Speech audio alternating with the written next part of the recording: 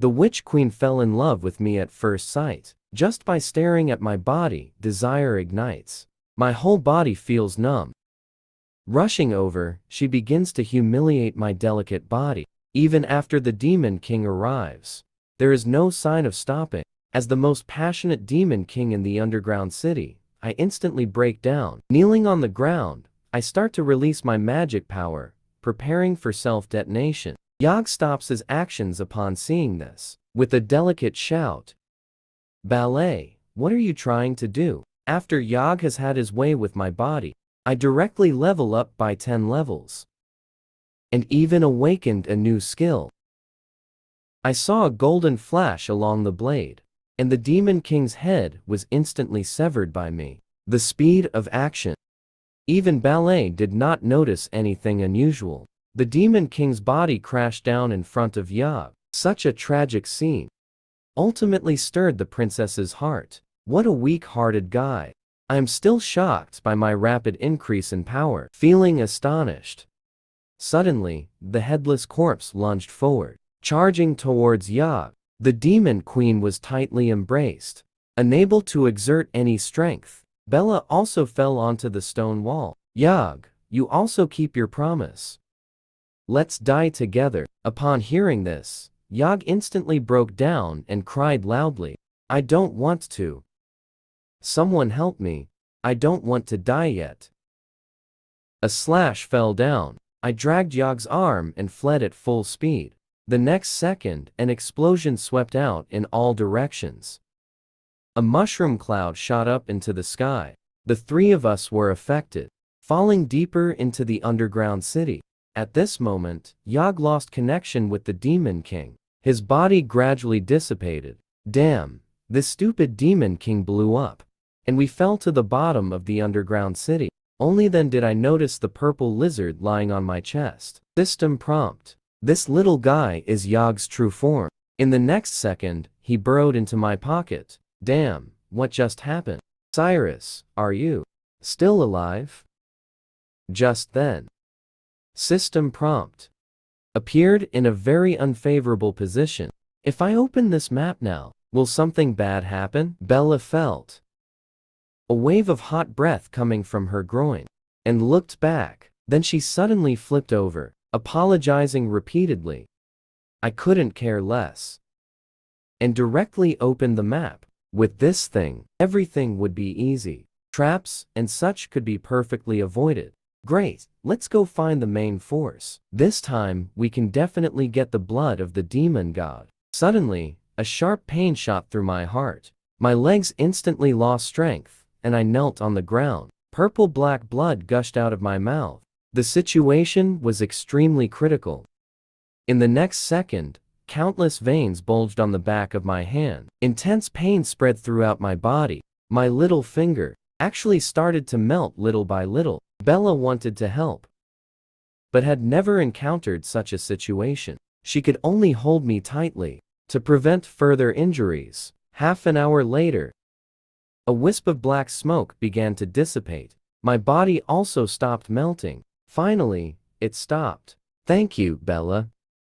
I'm fine now. Bella immediately asked me what was going on. Why is your body melting? I said faintly, actually, I was poisoned a long time ago. 6 months ago. A group of high-level magical beasts invaded the city. They seemed to be after a red magic cube, but the leading hero didn't provide proper protection, and allowed the magic cube to be struck. Then a powerful forbidden force surged out. The sky instantly turned a strange, dark red. The magical beasts and heroes let out miserable wails in the blood rain. Creatures exposed to the blood rain all melted away in pain, without exception. Although I only inhaled some gas, I was still severely poisoned. The doctor told me I was beyond saving. But at that moment, a system appeared that only I could see. The system prompted, as long as I obtain the blood of the demon god, I can recover my health. To find the antidote, I followed the system to this underground city. Let's go. We need to keep moving. I awakened the ultimate charm system. On the first day, I figured out the color of my boss's wife's underwear, and accidentally entered the underground city and executed the Demon King's original wife on the spot.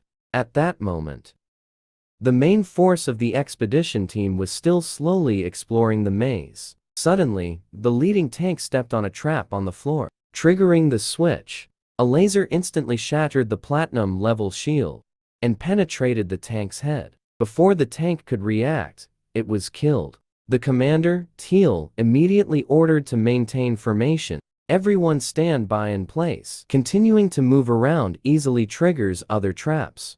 The strongest defensive hero in the team died so easily. The expedition team instantly fell into chaos. At this time, the captain slowly walked out from the crowd. Let's stick to the old rules. The lowest level guy stands at the front. Soon, a D-rank member was thrown out by the crowd. Alright, let's get started. Find the correct route for the team. It's your honor as a hero. Don't think too much. Disobeying orders will also affect your family. At that moment, the vice captain pulled out a toy used by the captain's wife. Wait a moment. This thing can jump around, triggering some mechanisms, increasing our members' survival rate. Suddenly, cold gleam flashed by. The bouncing projectile was instantly split in half. Don't bring out your pile of junk again. Next time, I'll kill you. Mackie, under pressure, had no choice but to rush in and die. Cyrus kept insisting he hurry up. Don't dawdle. Fortunately, these few steps did not trigger any traps, but the endless fear of death made him feel worse than dead. In the next second, he collapsed and ran back. Unexpectedly, he stepped on a trap that triggered the switch. The laser instantly penetrated the man's skull. The team showed no signs of regret, all focused on the direction of the laser's fire. Mackie lost his life and fell to the ground. Alright, now let's begin. The lowest level guy stepped forward. At that moment, the stone door across slowly opened. Cyrus thought it was the boss attacking, immediately on guard. Then I peeked my head out to take a look. What bad luck! I actually ran into the captain. The team member behind immediately reminded me. I am a member of the bait team. Cyrus looked completely confused. Logically speaking, the bait team should be stalling the Demon King on the previous floor. Why are they here? And you damned beast, don't think I'll let you off easily. The time goes back to the day before the expedition team set out. I was secretly talking to the captain's wife at that time. I tried out the charm system. As a result, I was caught on the spot by the captain with the green hat. You damned beast. How do you know the color of my wife's underwear? I hurriedly explained that I had been practicing my intuition hard these past few days, and now I can detect the colors of everything around me. Cyrus became even more insane after hearing this. You're still talking nonsense here. You even detected what's on my bed at home. Hurry up and clarify. What is your relationship with my wife, Shakeen? Otherwise, I'll chop you up right now. I patted my chest and said, with righteous indignation, you absolutely cannot insult my integrity. If you don't believe it, I'll demonstrate it for you right now. You are currently wearing pink. The guy on the right isn't wearing anything, and the two on the left are playing quite pervertedly. It's actually a couple's lace set. The buzz-cut guy on the right immediately let go upon hearing this. Forget it, Captain. I agree too. Let's kill him now. But the subordinate on the left was still much calmer. Absolutely not. There are civil law regulations in the city. If the body is discovered by someone, then it will bring trouble. Let's just place this guy in the kindergarten group tomorrow. That way we can kill him without lifting a finger. Unexpectedly, I deliberately avoided the scheduled route of the main force, but still ran into them.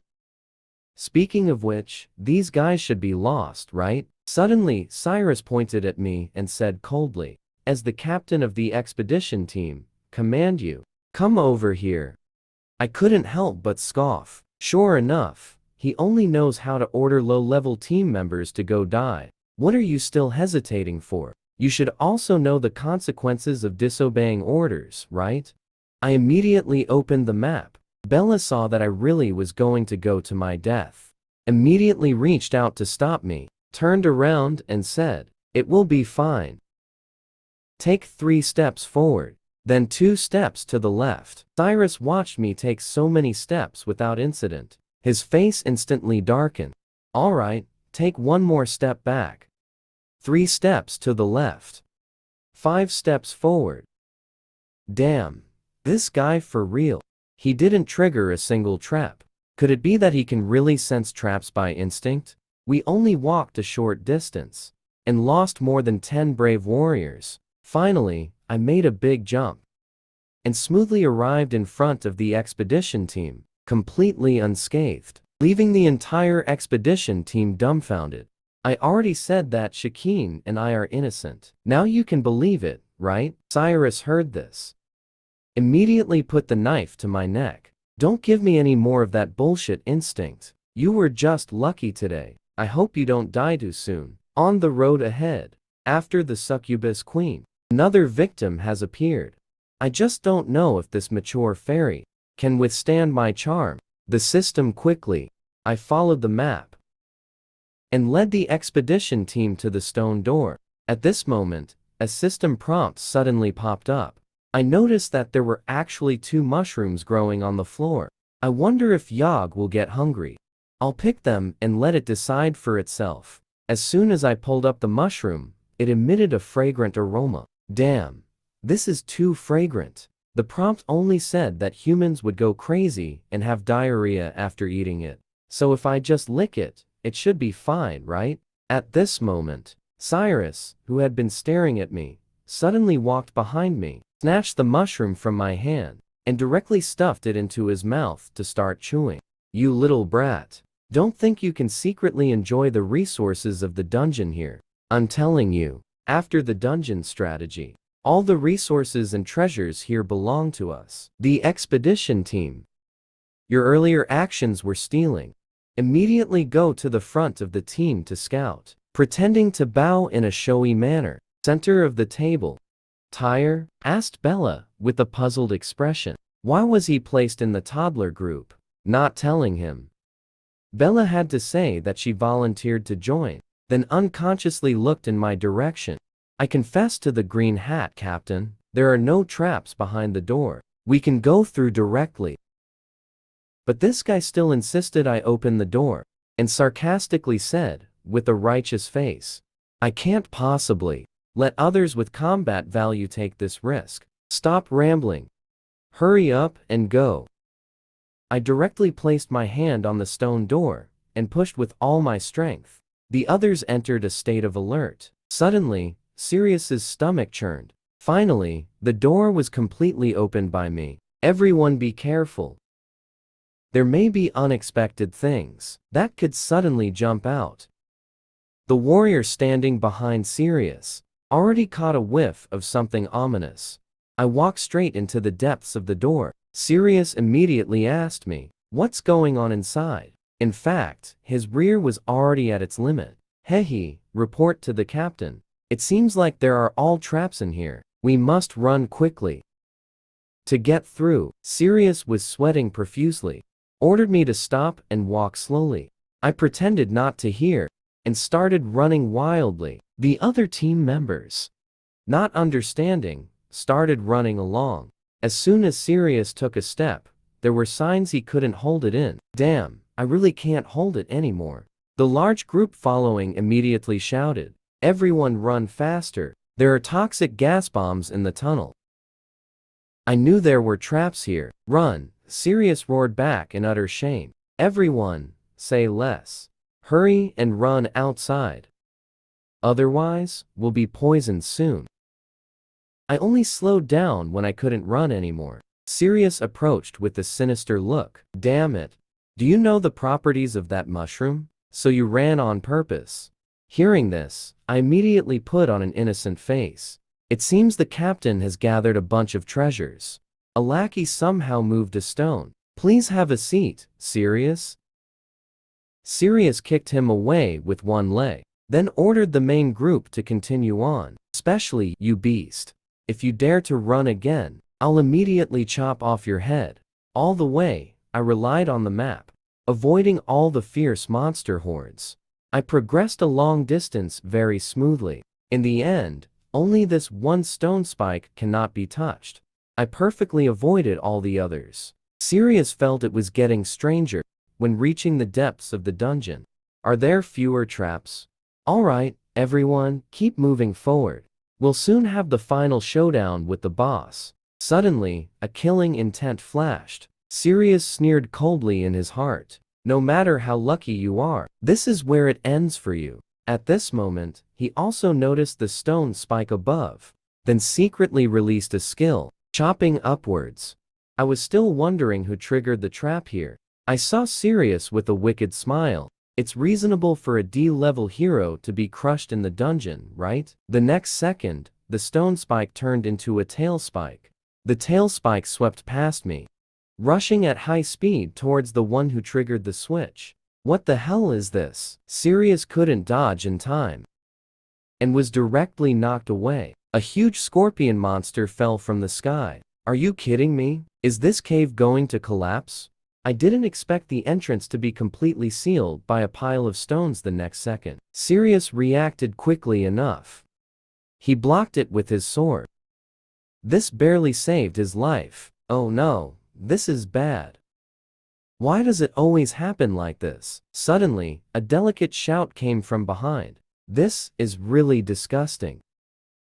How did another human get around here? This female demon is so enchanting. Even with thick clothing all over her body, it can't hide her impressive figure. But this is a witch who despises humans. At this moment, she uncontrollably fell in love with me. Sadir's heart was restless. It kept rising and falling on me. The pleasure within him washed away the last bit of rationality of a high-level race. But at this moment, I also realized that an 11 monster is indeed hard to deal with. Damn witch, don't think that I will yield just because of this. The next second, Sadir actually took the jailer and stuffed it into my mouth. You filthy, lowly human. Stop shouting so loudly. I don't want to hear your disgusting voice. Unexpectedly, this action directly caused my attributes to surge. Meanwhile, Sirius took the initiative to attack the scorpion puppet. Sadir felt an indescribable comfort at his toes. The scorpion puppet also made strange sounds. Seeing this, Sirius directly launched a holy spinning slash. This strike knocked the scorpion puppet to the ground. But the scorpion puppet didn't suffer a bit of damage at all. Sadir couldn't hold back anymore. He pulled his foot out. The lackey beside him immediately started cheering, as expected of the captain. In just a few moves, he made the scorpion monster scream wildly. Sadir changed his position here and launched a new round of humiliation against me. My various attributes also surged accordingly, as expected of me. I'm just too strong, aren't I? This level of monster is completely insufficient. Sadir is still going crazy, enjoying the brainwashing attack of the charm system. At this moment, a terrifying transmission sounded. Sadir, what are you doing? Why is it so noisy outside? As soon as these words were spoken, Sadir instantly felt a chill. In the next second, he regained his senses and retreated backward. I also took this opportunity to break free from the scorpion tail's restraint. This is bad. For a moment, I forgot Lord Yi's instructions. I must kill all these humans immediately. It's not too late to make up for my mistakes now. At this moment, the accumulated ability points I have reached a rather terrifying level. This invisible sense of oppression made Sadir feel faint. It's just like Lord Yi. Sadir was instantly frozen in place. His intuition told him, if he fought me now, he would undoubtedly die. In the next second, he fled with all his might. What's going on? Did he run away before the fight even started? The blood of the demon god is still more important. Let's not worry about him for now. Bella saw that the scorpion monster was dealt with, and immediately rushed towards the pile of stones. As a result, she saw me walking out unscathed. She showed concern by touching my body. This scene infuriated the sycophant. The vice captain was itching with anger. Everyone listen up. From now on, follow me closely. I'm going to solo the boss. Let you see true strength. Sirius didn't expect either that this underground city had so few traps, and on top of that, the monsters guarding the boss were so fierce. This time, I must show off properly. On the other side, Sadir rushed back to the boss room. Lord Nee, there's a powerful human outside. I can't fight against him. I had no choice but to retreat here. You must also be extra careful. At this moment, the old man on the high platform slowly spoke. Sadir, what task did I assign to you? Sadir instantly broke out in a cold sweat. He trembled and said, keep an eye on the door. Don't let any creature enter this room. Sadir still wanted to explain, to plead with Lord Nee to spare him. Unexpectedly, a beam of light pierced directly through Sadir's chest. Don't give me your boring excuses in front of me. If you make a mistake, just leave your life behind. Sadir lost his resistance and fell straight down. The next second, he was lifted by that lord's hand and thrown into a pile of monster and human corpses. In that case, you will become firewood like these people. Sadir's consciousness gradually became hazy. I don't want to die yet. Who will come to save me? Then, that lord stared at a blob of green liquid in the fire. He began to cast a spell, using these thousands of corpses as fuel. The blood of the demon god finally began to boil. Suddenly, the big door of the boss room was smashed to pieces. Foolish humans. Who allowed you to enter this room? Sirius thought the boss was just bluffing. He shouted even more arrogantly. A mere useless boss still dares to speak wildly. Today is your day of death. After entering this room, the system prompt appeared in front of the blood of the demon god. Lord Nee was momentarily stunned. This guy. Is he the human powerhouse that Sadir mentioned? Sirius burst into wild laughter. Everyone listen up. No one is allowed to act without my command. I will solo the boss of this underground city. The Green Hat captain maliciously commanded the raid team, resulting in heavy casualties. Now, he still wants to take the opportunity to slip away and save himself. Unexpectedly, he was immediately snapped in half by me. The bracelet was thrown directly at the boss's face. Sirius saw the moment of showing off was coming. Holding the sword tightly, he charged alone towards Nee, but facing Sirius's full force strike, Nee simply raised his hand lightly. Feel the fear. Watch me cut you, this useless boss, in half with one blow. At Nee's fingertips, a massive amount of magical power condensed in an instant. In the next second, it poured wildly towards Sirius's body.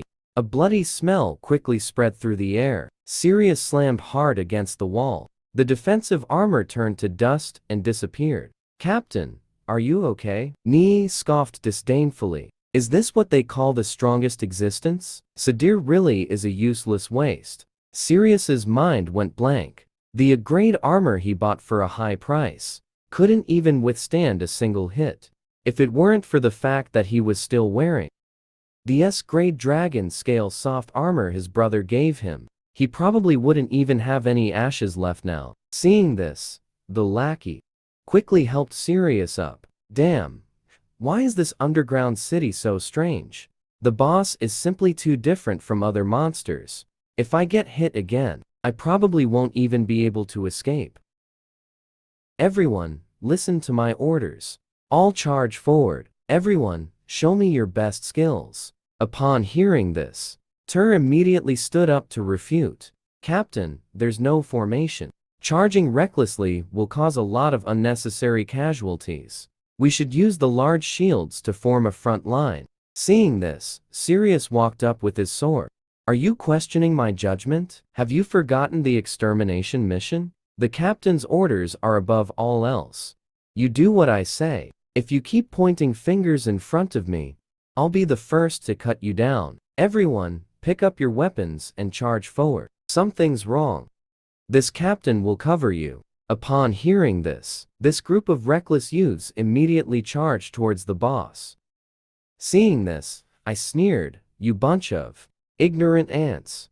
With your inferior bodies, you don't even qualify to be firewood for the altar. It's time for you to witness the abyss-like gap between you worthless beings and me." In an instant, a violent beam of magical power erupted. The members of the expedition team who were hit instantly turned to dust. With my abilities, I could only barely save 2 people. The rest of the team at the front line could only perish in despair. I disdainfully glanced at the remaining crowd. Sirius hit at the back, successfully escaping a disaster. But even the sword in his hand was melted by the beam. I floated amidst the ashes and debris, mockingly looking at Sirius. "Did you not say you wanted to make me feel fear?" As soon as these words were spoken, Sirius's mental defenses were instantly shattered. In the next second, he couldn't care about his dignity and raised his leg to flee at full speed. Tur looked at the pile of blackened corpses, only able to shed tears of regret. But in the next second, Sirius's hand was firmly grasped by me. "Captain Sirius, what are you doing? You just said in front of everyone that if anything happened, you would cover for us. Now, the boss is not defeated yet. And you want to go home and sleep?" Seeing that it was me who had grabbed him, his temper immediately flared up. "You bastard! Hurry up and let go of my hand. If you want to die, don't drag me down with you." I coldly looked in this direction. "Do you really think this place is somewhere you can come and go as you please? Do you think you can just leave whenever you want?" Sirius instantly broke out in a cold sweat. "You idiot! Let go of my hand, damn it. Can't you see the boss is about to unleash a light wave?" At the same time, Sirius was also confused. "Why can't he break free from my hand? You crazy person, you won't let go, huh? Don't think I can't beat the boss. I can still take you down, you S-rank waste." Item. As a result, Sirius's full force strike was easily blocked by me. In the next second, I twisted his fist. The pain instantly left Sirius's mind blank. Seeing that the beam from that night was already shooting this way, I fiercely grabbed Sirius's wrist. Then I threw him with all my strength towards the direction of the attack. The Green Hat Captain didn't expect that he couldn't even defeat an F rank. Then, the Green Hat Captain voluntarily helped the fleeing team members to block this attack. After this attack, even the S-rank Dragon Scale armor was completely damaged. Sirius was knocked away and landed next to a team member. After dealing with this bastard captain, it would be my turn to take the stage. Tur and Bella actually planned to stay behind, fighting until the last moment. At this time, Bella glanced back, saying you should hurry and run. I stayed behind, actually, for Sirius. Unexpectedly, Tur still resolutely stayed behind after hearing this. In the blink of an eye, my attack slashed towards that knight's wrist. Just as the attack was about to land, that knight immediately stopped casting spells. Withdrew his hand. What incredible speed! It seems there are still some capable people among this group of wastes. In the next second, I charged at full speed towards the blood of the demon god in the back. "What the hell do you want to do, you little brat? Damn it, could it be that this kid was aiming for my demon god's blood from the start?" The female ORC, in order to survive, voluntarily became a servant of the demon god. I thought I would have to sell my body to exchange for a glimmer of life. Unexpectedly, during the day, it was the demon god who was wreaking havoc. But at night, she turned into a defenseless, white-haired elder sister after gaining immense energy in Bella's arms. With just one glance, I instantly cut through Nia's mask and skirt. Nia was still shocked at where I came from. Under such powerful strength, in 1 second, I unleashed the ultimate move of the violent healing sword.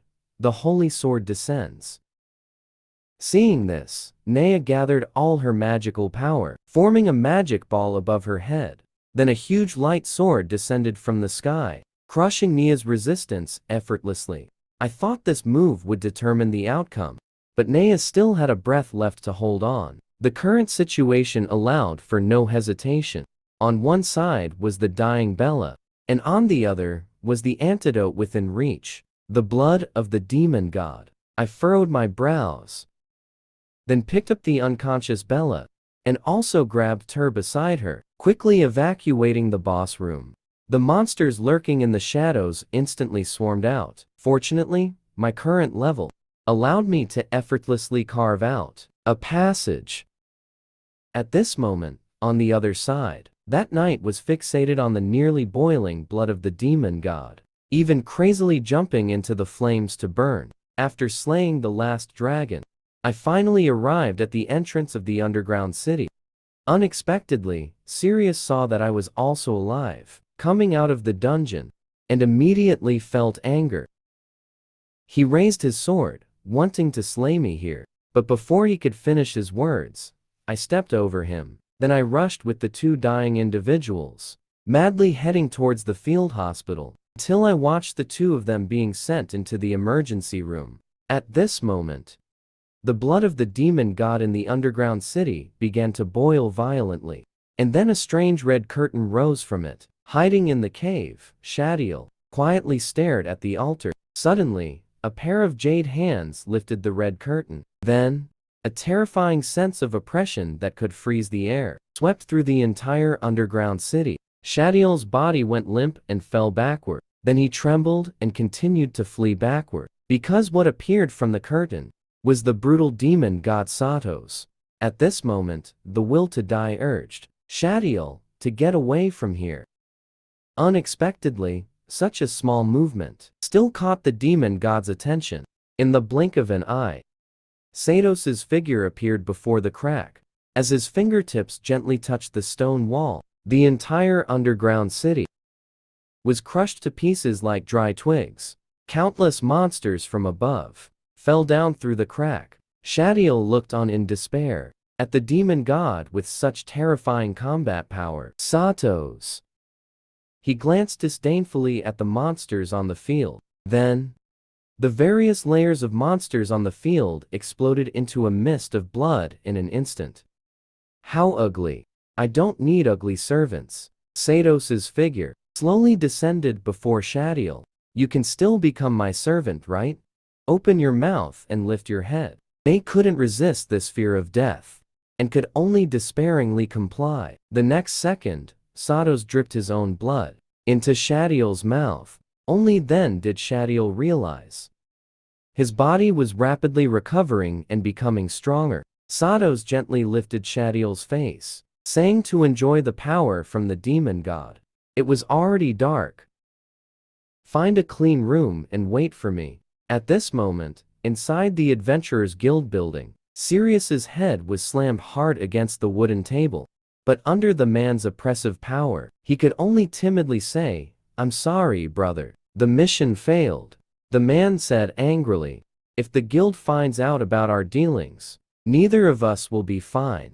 The man you mentioned, Sirius, pushed all the responsibility onto him. He was sentenced for desertion, and the death penalty was to be executed immediately. By the time I rushed back to the underground city, I found the altar completely empty.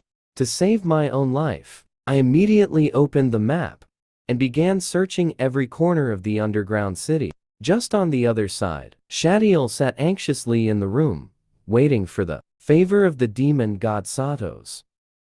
At that moment, a jade hand reached out from behind Shadiel. Satos tightly embraced Shadiel from behind. At that moment, Shadiel noticed a soft touch.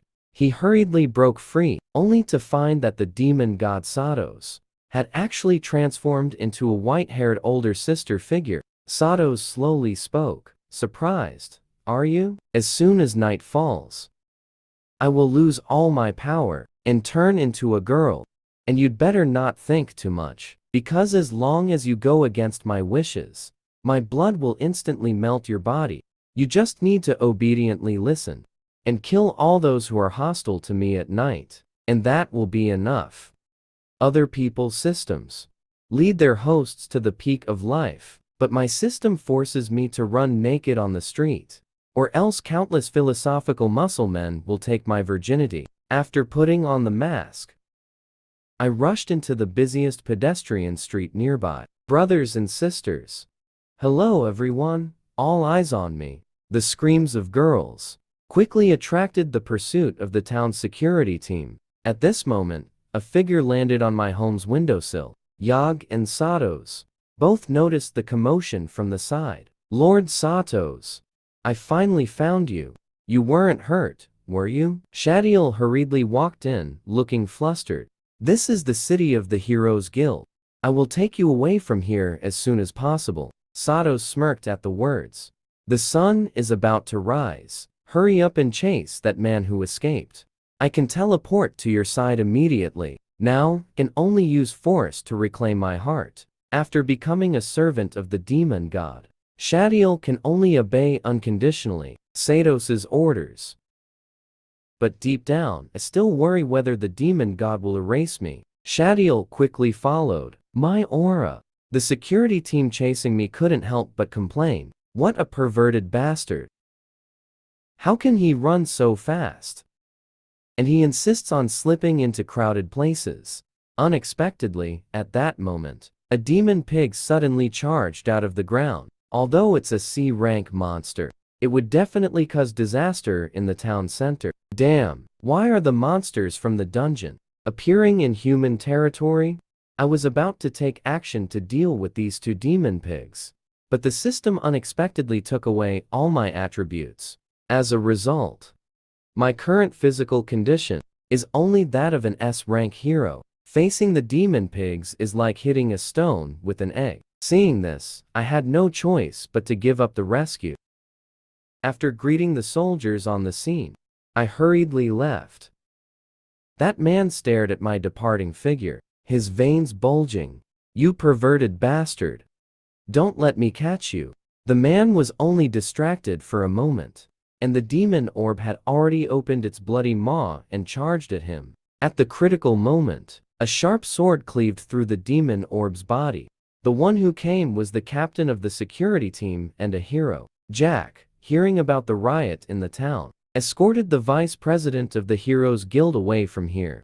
Mr. Charlton, don't worry, I'll kill every little spider I see. Before the man could finish his words, the sound of concrete breaking echoed from behind. The dungeon boss, Ganna, sensed that I was nearby and went into a frenzy.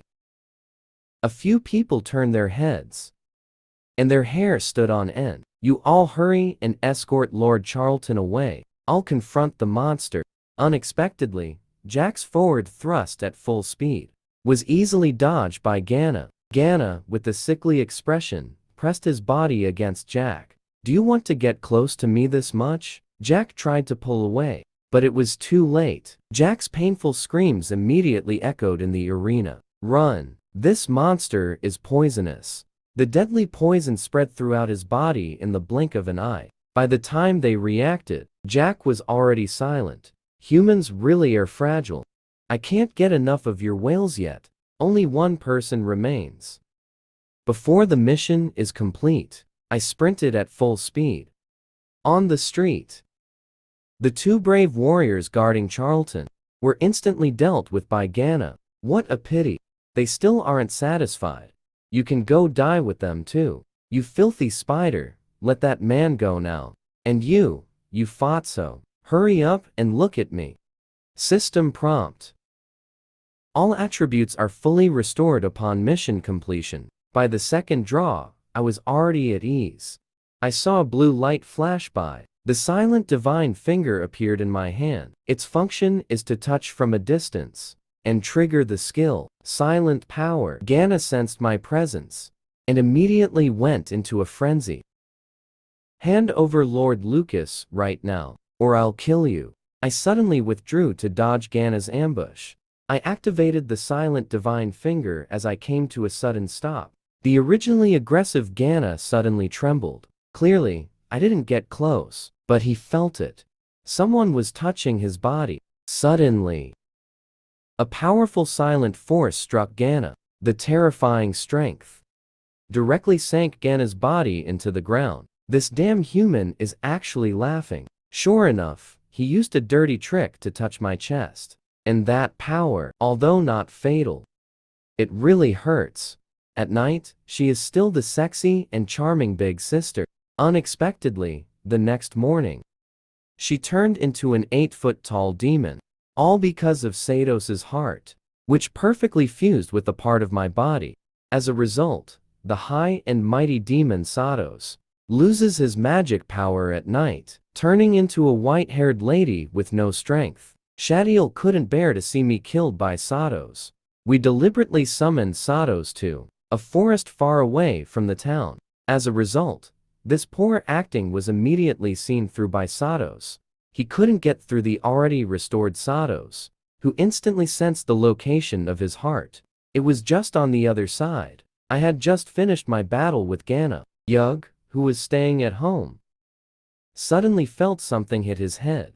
Only then did he realize that Gana had been placed back home by me. Suddenly, chill came from behind. Before I could react, Sados charged in, smashing my head into the ground. Brave one, you clearly said you would save me, but you went back on your word.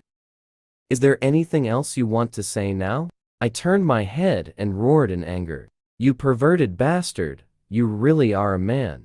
And a monster at that. My precious first time, how could I give it to you, this monster? Sados chuckled softly upon hearing this. Then he changed into a seductive cat-eared girl outfit.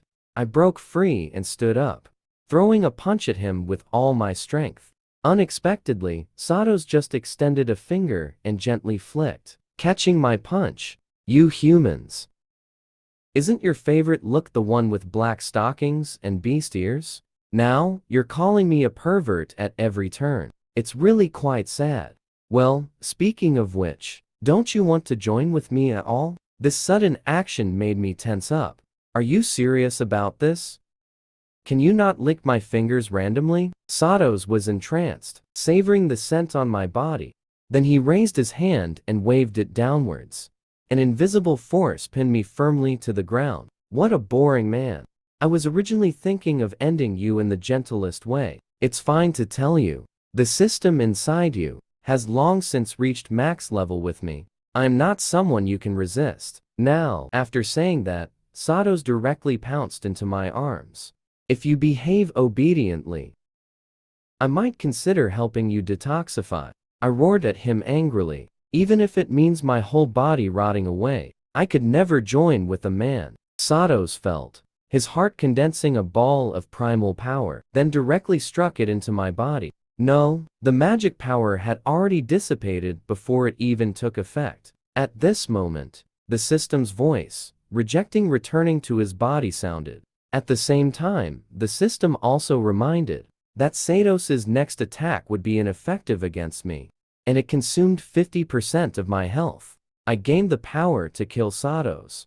At this moment, Sados was still looking bewildered at the prompt in front of him. With things having come to this, he had no choice but to quickly prepare to retreat. A burst of red mist suddenly exploded in the arena. Sados made a cut in his palm. At the same time, Shadiel in the forest also had a similar wound appear. As blood dripped onto the ground, Sados immediately activated the teleportation skill, returning to Shadiel's side. This damn system, you actually abandoned me to find someone new. At this moment, Sados's location was already exposed on the map provided by the system. Now, catching him is just a matter of time. Seeing Sados return in such a sorry state, Shadiel asked what happened. He simply said, "Now my attacks are ineffective against that human. But the pleasure is not within this range. Next time we meet, I will make him die of pleasure. He is a warrior of great slaughter, a demon god, yet has turned into a defenseless, beautiful woman. She even deliberately sold herself into the slave auction, just to reclaim her own heart." As night fell, Sados gradually transformed back into the appearance of a white-haired lady. To hide her identity, Sados ordered Shadiel to cast a transformation spell on her. When the light faded, Sato's had clearly transformed into a purple-haired lady. What angered her the most at this moment was that the system actually rejected her for a human. Now, the only way to make Saris die of pleasure is to make the system lose other suitable hosts, so that I can reclaim my heart. I looked at my half-melted fingers. I must catch Satos and find the antidote within 50 days. Just then, Satos's demon god heart contracted violently. A familiar yet terrifying pain instantly struck. The intense burning sensation made me faint instantly. When I woke up, I found myself in a hospital. The attending doctor, upon seeing this, immediately ran out of the ward. It was then I learned that I was rescued by the vice president of the Hero Association, Charlton. After receiving the news, Charlton hurriedly came in. Do you remember? Yesterday, you saved me from the spider monster's mouth. But for some reason, you suddenly fainted. Fortunately, your body is not seriously harmed. Suddenly, Charlton changed the subject. My hands are trembling a bit. Your battle with the spider monster. I saw it all. Your magic is very special. You should know that when a man reaches middle age, certain abilities start to decline. If I could learn it, I could surely regain my youth. So I would like to trouble Sir Cyrus to take me as his disciple. I beg you. Upon hearing this, I was stunned on the spot. Taking the vice president as a disciple, then searching for Satos afterward. Wouldn't that mean I could freely use the guild's resources? Although I know that the system's skills are impossible to learn, but still seriously tried to persuade Charlton. My magic is very difficult to learn. Can you accept that? Seeing that I did not refuse, Charlton immediately stood up and expressed that he would try, no matter how difficult it was. After saying that, I pretended to be mysterious and leaned in front of Charlton. Let's start practicing from the fingers. Charlton knelt down without hesitation. Master, please accept your disciple's bow. I quickly helped Charlton up and said, Disciple, please get up quickly. Just then, Charlton's personal secretary knocked on the door and said there was an urgent matter to report. In Dessa's hand was a shocking arrest warrant sentencing me to death. The charges were so serious that even Vice President Charlton could not easily resolve them. I coldly took the arrest warrant, saying I wasn't running away at all, and that the dungeon boss had already been dealt with by me. Devon's eyes flashed with the hint of disdain upon hearing this. Now, a mere F-rank hero can deal with an S-rank boss? What you said still needs to be verified. Next, I will send an investigation team to the dungeon for inspection. Unexpectedly, just then, Charlton said, in an irresistible tone, there's no need for an investigation. I completely believe what Cyrus said, and I also plan to invite Cyrus to tonight's guild dinner. That's it. Don't say any more. After the two left, I immediately opened the system's signal tracker. I didn't expect Satos not to run away, but instead to be heading in my direction. Suddenly, I found his location. Seemed to be at my house. I threw off the blanket and ran home frantically. Then I checked every corner of the house. Ganna was still lying on the ground, sound asleep. But I searched every corner of the room and did not see Yog's figure. At this moment, in a very hidden underground black market, Satos and Yog were placed in the slave auction. Two vicious female monsters were fixated on my body, and I could only helplessly let them take away my innocence. Tears of unwillingness and regret streamed from my eyes. I followed Satos's trail and rushed to the wasteland outside the town. Just then, a steel axe suddenly swung towards me. If I hadn't reacted in time, I would have almost met my end. When the man saw me, he said fiercely, "This is the territory of the Celestial Star Knights. Whether it's a monster or a hero that intrudes, will be killed without mercy." After saying that, a large group of fully armed people surged around. Unexpectedly, the system also sent a prompt to retract combat power. Now, I must deal with this group within 2 minutes. At this moment, Yog's powers were sealed by special handcuffs. He couldn't cast a single spell. Satos, on the other hand, was leisurely sitting beside me, chatting with him. Suddenly, the wall in front of me exploded. Fortunately, I dealt with this group of local bullies within 2 minutes. Otherwise, I would have probably faced a beating. Just then, the system issued a frustrating task.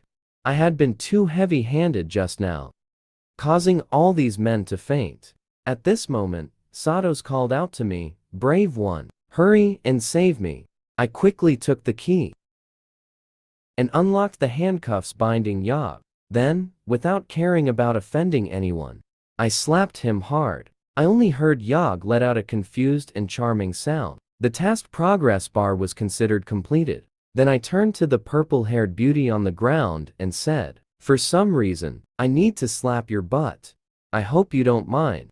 Satos smiled wickedly.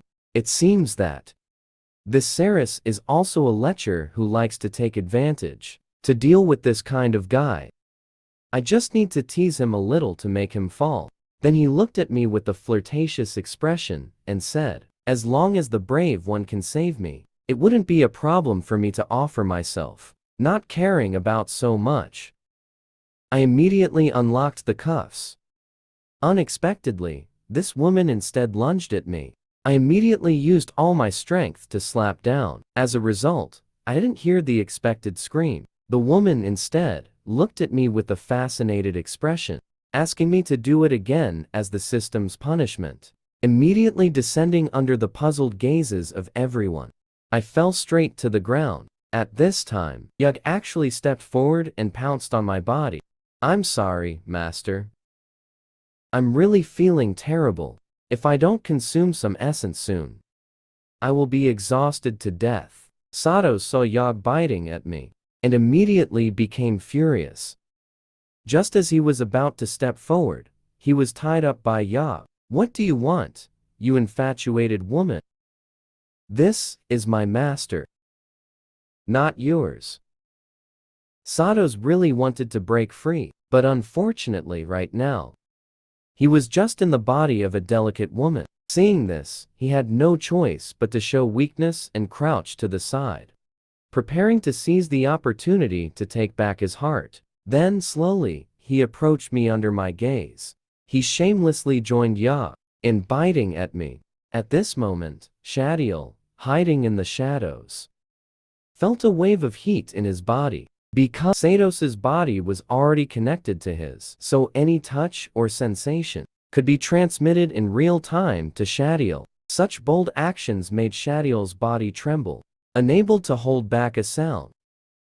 Then, taking advantage of my inability to resist, Satos became even more reckless.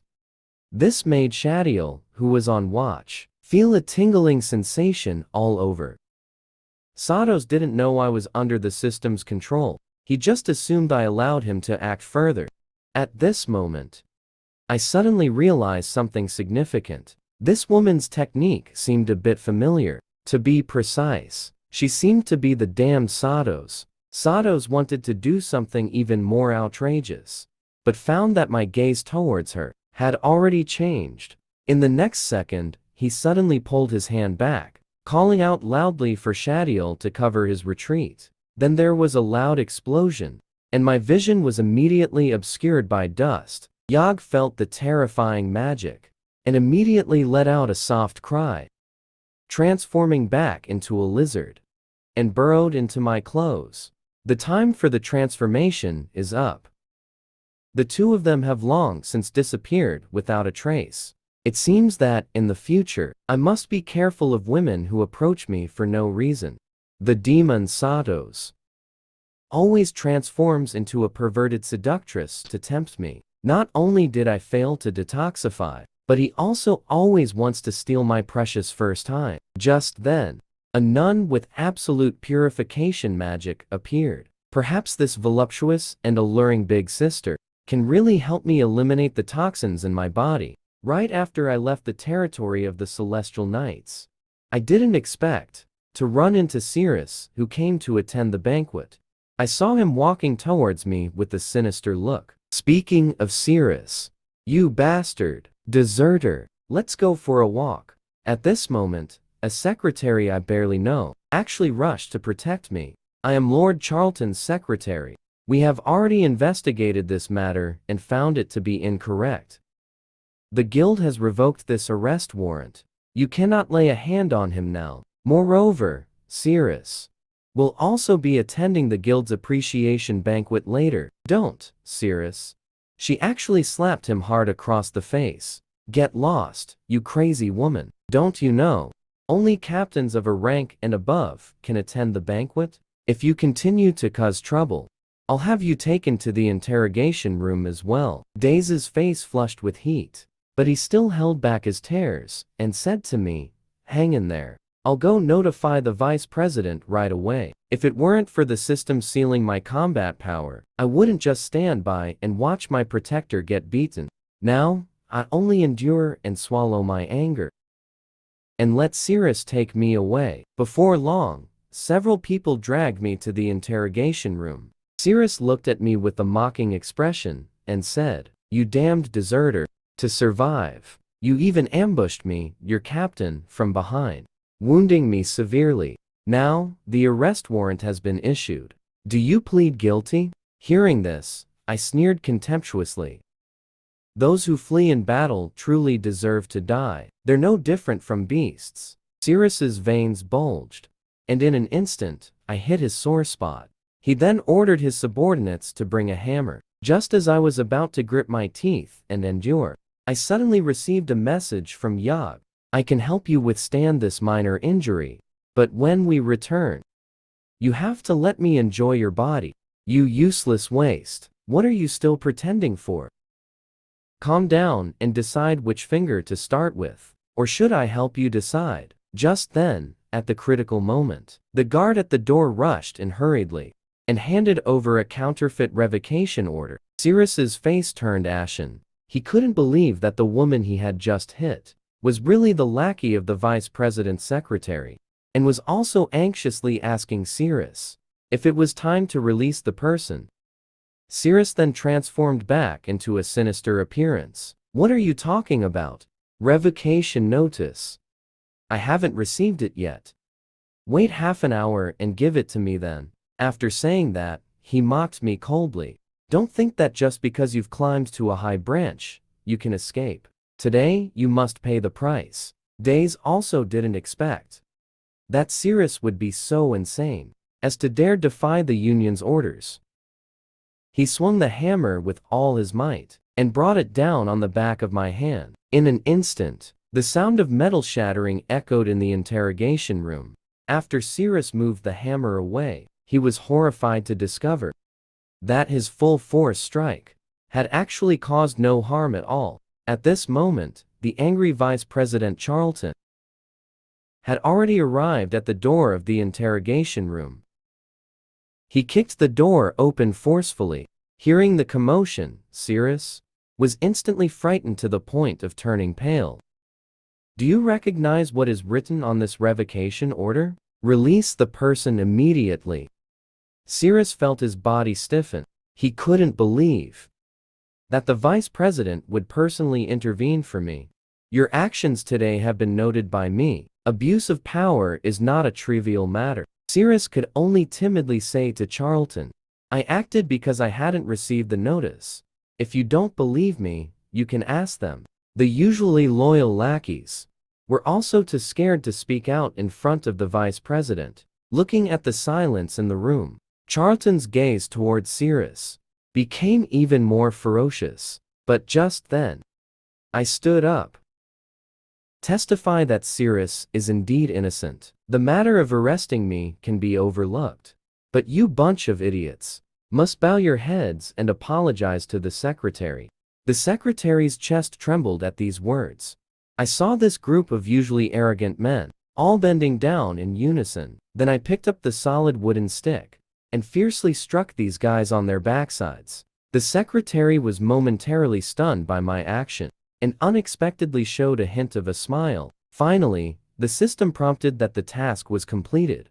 I coldly looked at Cirrus and said, next, it's just you left. The one holding the hammer just now is this hand, right? Cirrus begged for mercy in my grip.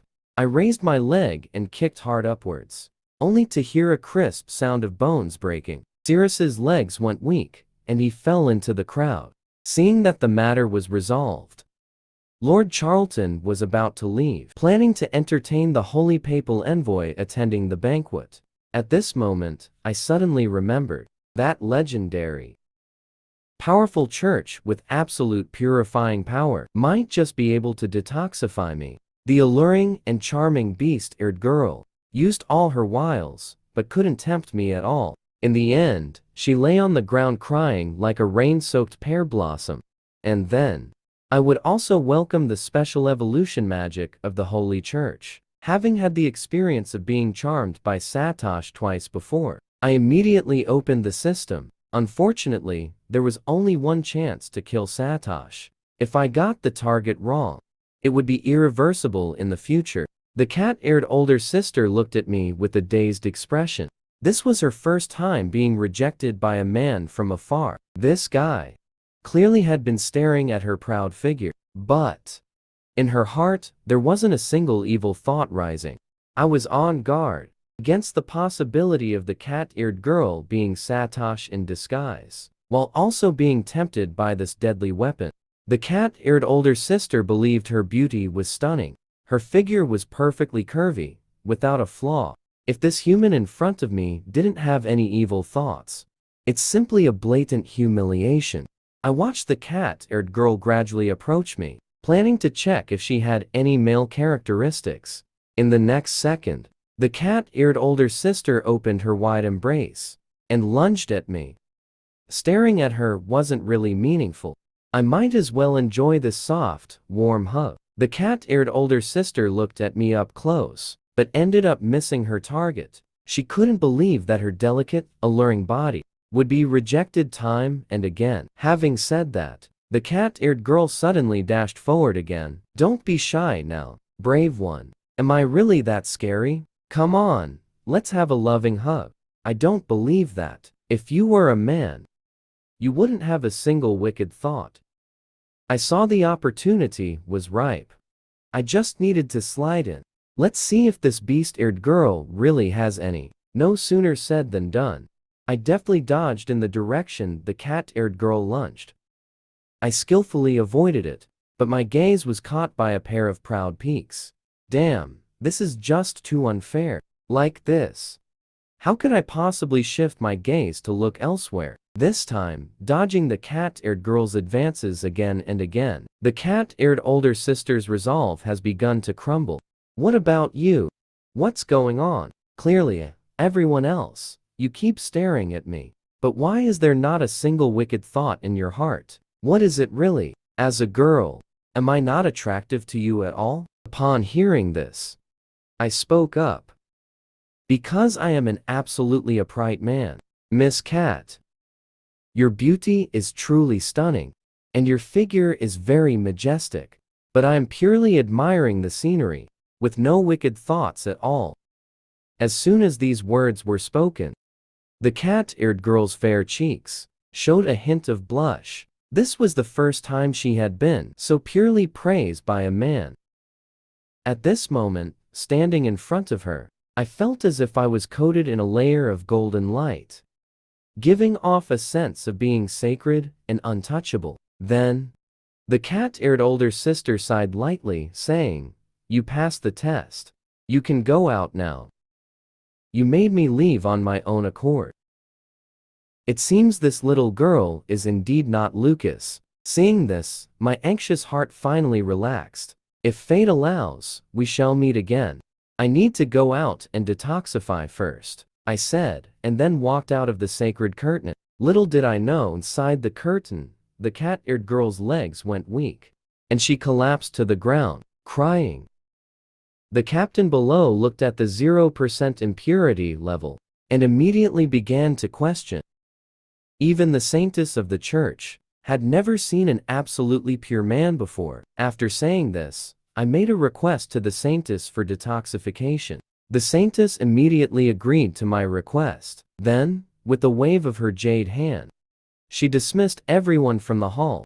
Before long, The magnificent hall was left with just the two of us. Come on, lie beneath me. I will detoxify you right now. Although a bit confused, I still lay down as per the saintess's command. I heard her softly part her red lips, saying that each nun's purification magic is granted by the church, and the parts that can exert purification power vary. After saying this, the saintess slowly withdrew her jade foot from her high heels, and the part where I exert the holy power is under my feet. Please cooperate well with my request. The saintess of the Holy Church is about to reach her maximum agitation level. A strange pleasure flowed from the point of contact with me, constantly pouring into my mind. For a moment, even the cold and desireless saintess lost her composure. After seeing me leave, she finally began to go crazy over this wicked thought. After the saintess's jade foot rubbed continuously, the toxins in her body actually began to dissolve gradually. Immediately, I saw a golden shield surrounding me. Any toxins that come into contact with the shield will be instantly purified. The saintess's jade foot kept rubbing to help me eliminate the source of the toxins. On the other side, the saintess needed to keep rubbing to maintain the shield, but the slowly enlarging bulge was actually transmitting pleasure to her jade foot. This strange feeling made the saintess want to continue rubbing even more. Suddenly, several cracks appeared on the shield. In the next moment, a small hole directly shattered through. I immediately shouted for help from the saintess.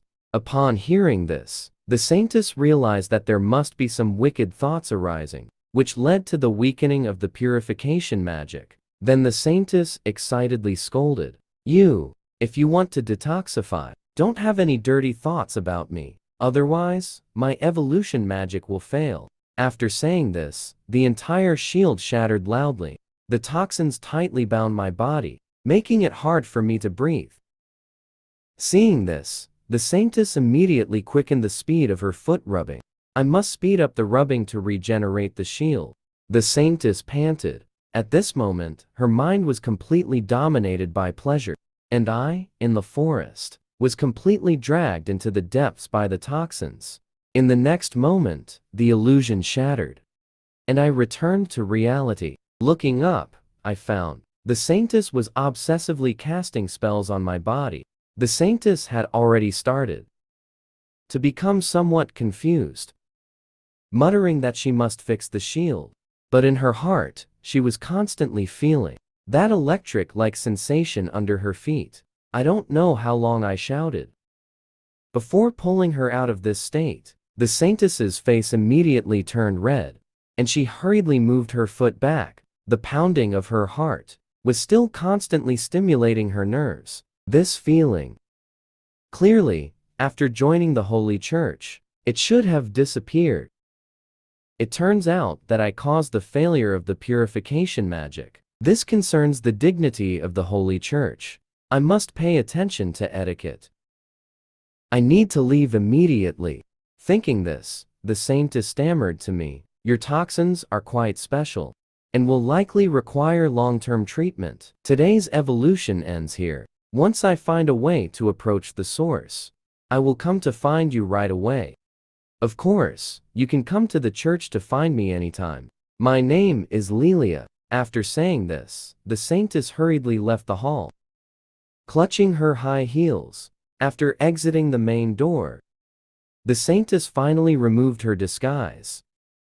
Her legs went weak, and she almost fell down. This strange feeling grew even stronger after seeing me. Just now, she almost couldn't hold back. Meanwhile, on the other side, Cyrus was kicked away. The man roared angrily, "You useless piece of trash. You're really of no use at all." Cyrus lay there like a dead dog in front of his brother, not daring to resist at all. In the next moment, the man threw out a document, saying this isn't a level dungeon. The map of Shia. Take this with you. The boss there has already been severely weakened.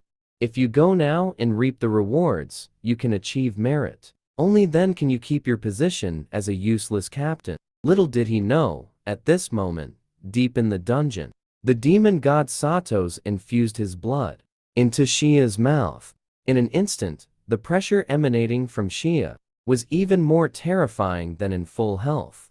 Immediately, Shia bent down, asking, "Lord Satos, what are your instructions?" Satos coldly smiled and said, "It's simple. Just help me kill someone." And at this moment, I looked at Satos, far away in the distance, lost in thought.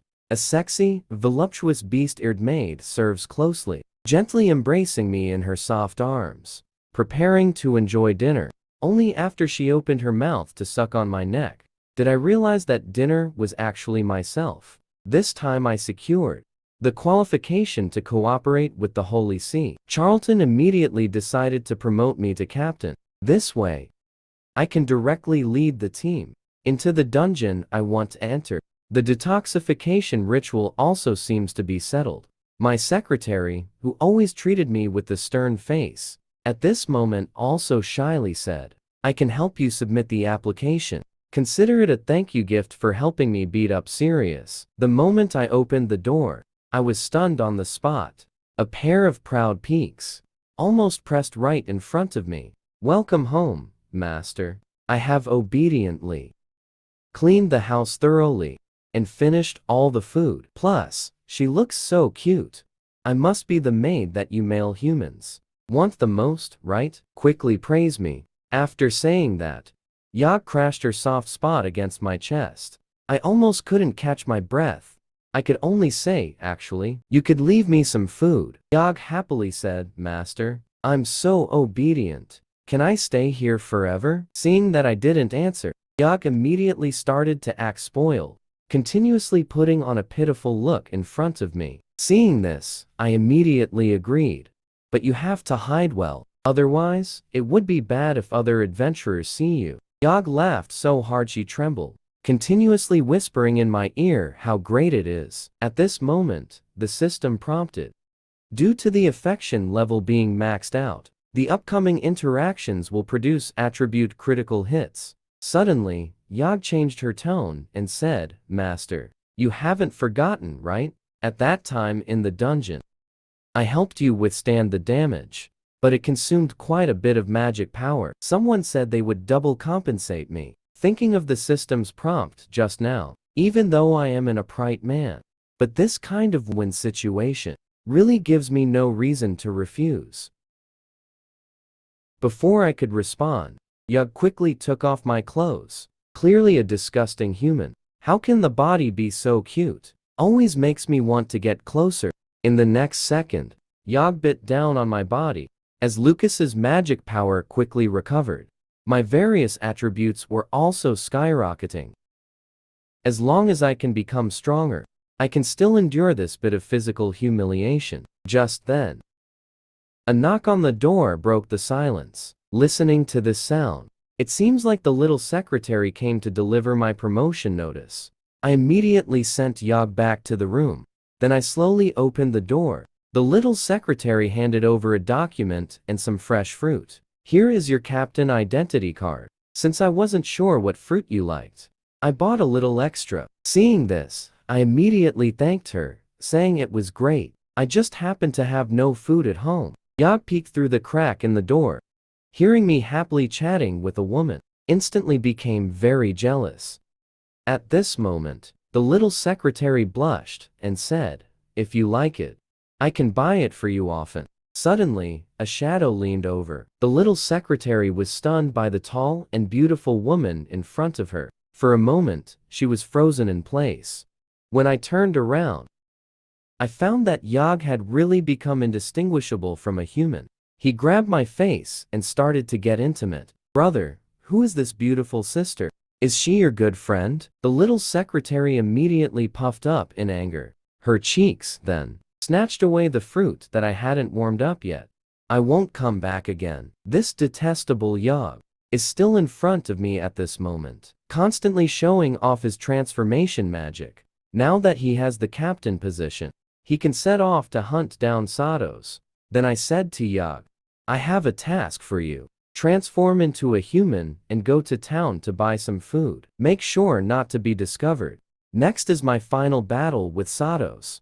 When I pushed open the door, found This proud little secretary had actually left the fruit at the door, and with the sexy female beast, Niang Zhang can quickly enhance attributes. Just one night has passed, and I can punch and explode a high-level beast. At this moment, Silas was holding a map, moving through the S-level dungeon, following the map's guidance, completely avoided conflicts with beasts, and could immediately head to Area K, in front of the boss that the hero had weakened. After all, the rule of the guild headquarters is, whoever kills the boss first gets the resources. These idiots leaked the information and can't blame me. Suddenly, Silas heard a noise from the building beside him. The team immediately went on high alert. Unexpectedly, the next second, I quietly walked out from the weeds. When Silas saw me, he was even more nervous than when he saw the monster. He was already certain that I had also received the news about the boss being low on health. He immediately ordered all team members to rush forward at full speed. The destination was just at that moment, when the system suddenly popped up a prompt. As long as you pull out this sword, you can swap the positions of the two paths ahead. Having the map, Silas only knew that the left fork was the only entrance to the boss's room. Seeing me stop in front of the sword, Silas sneered and said, "Looks like your information isn't that great. That sword can't be pulled out at all." Just then, a giant dragon suddenly fell from the sky. Its tail alone shattered the enchanted buildings around. Upon closer inspection, I found that there was actually a woman on the dragon's head. The next second, the giant dragon was knocked down by the woman with a punch.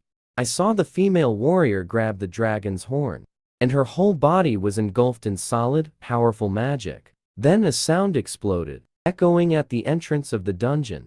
The giant dragon's head was smashed to pieces by this heavy punch. Silas's team couldn't dodge in time, and nearly got crushed by the falling dragon.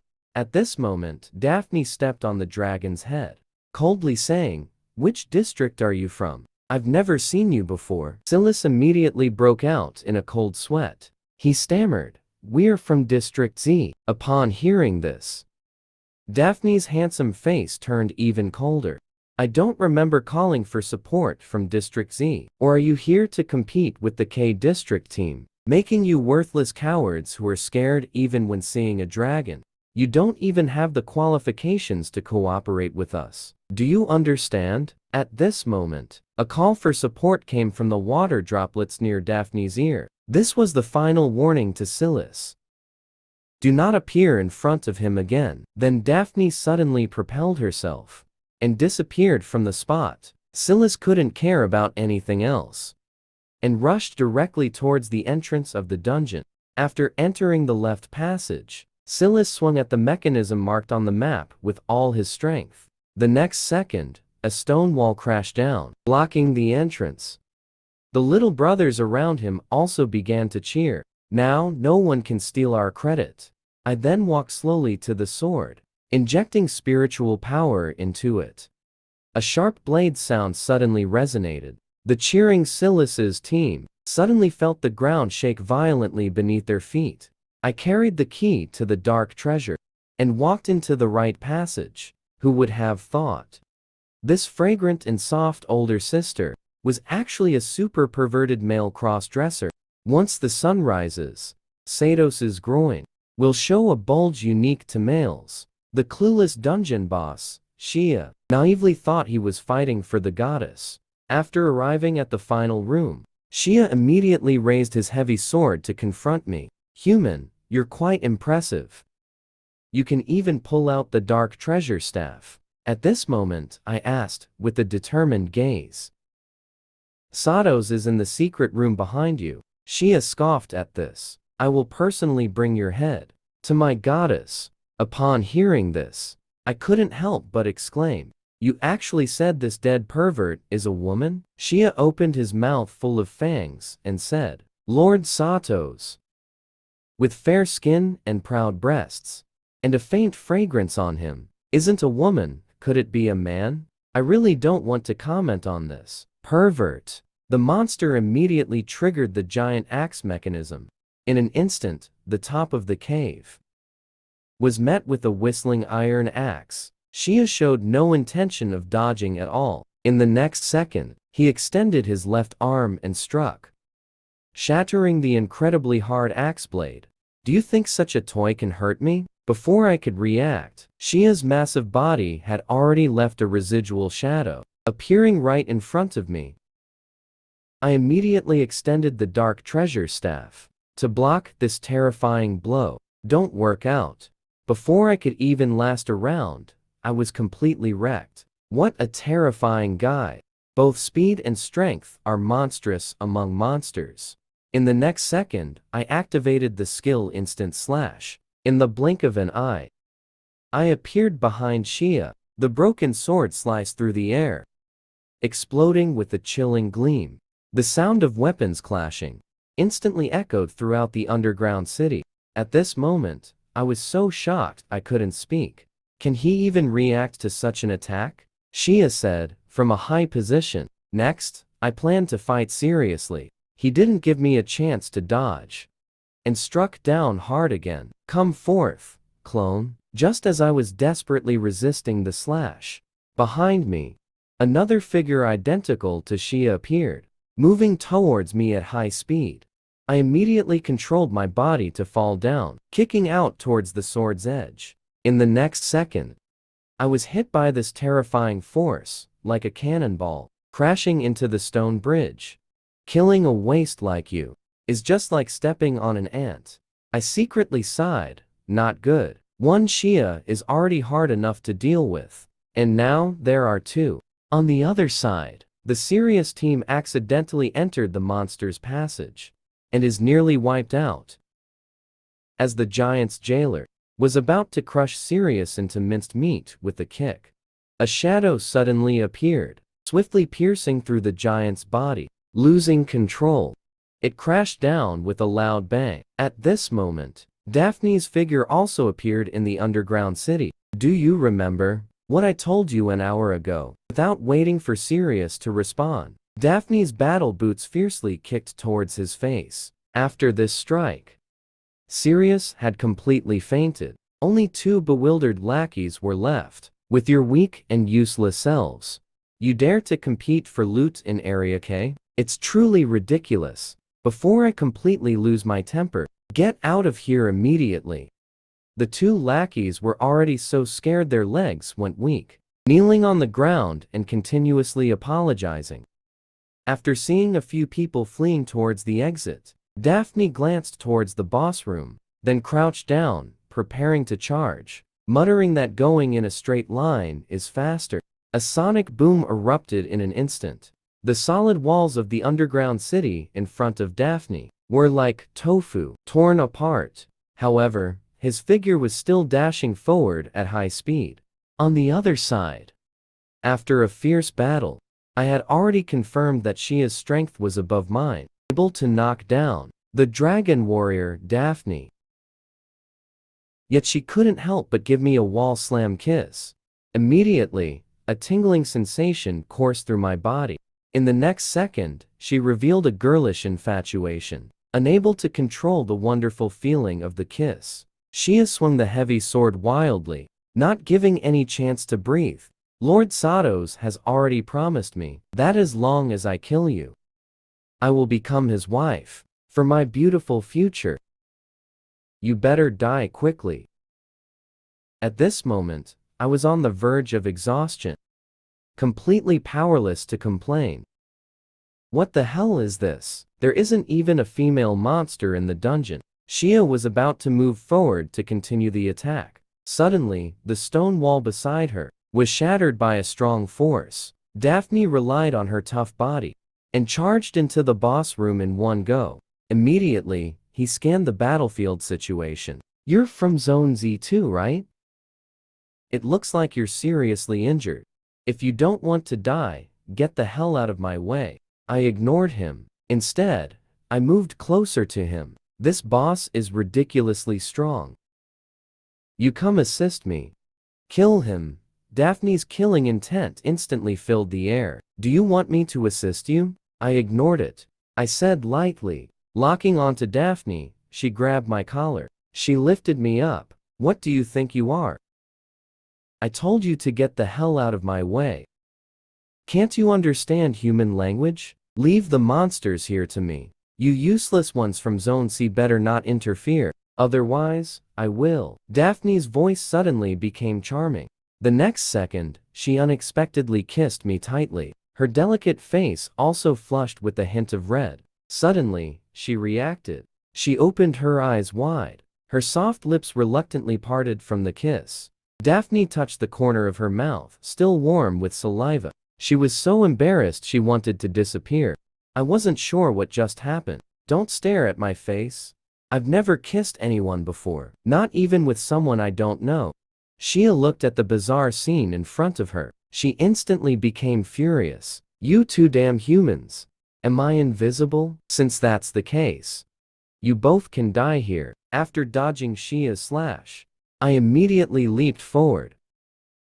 I aimed for Shia's neck. After my attributes increased, I dealt effective damage to Shia for the first time. At this moment, Daphne was still dazed and frozen in place. What happened? Why did I suddenly kiss? And I even stuck out my tongue. This was my first kiss. And it was with a man I don't know. But it really felt good. Her lips were soft and warm.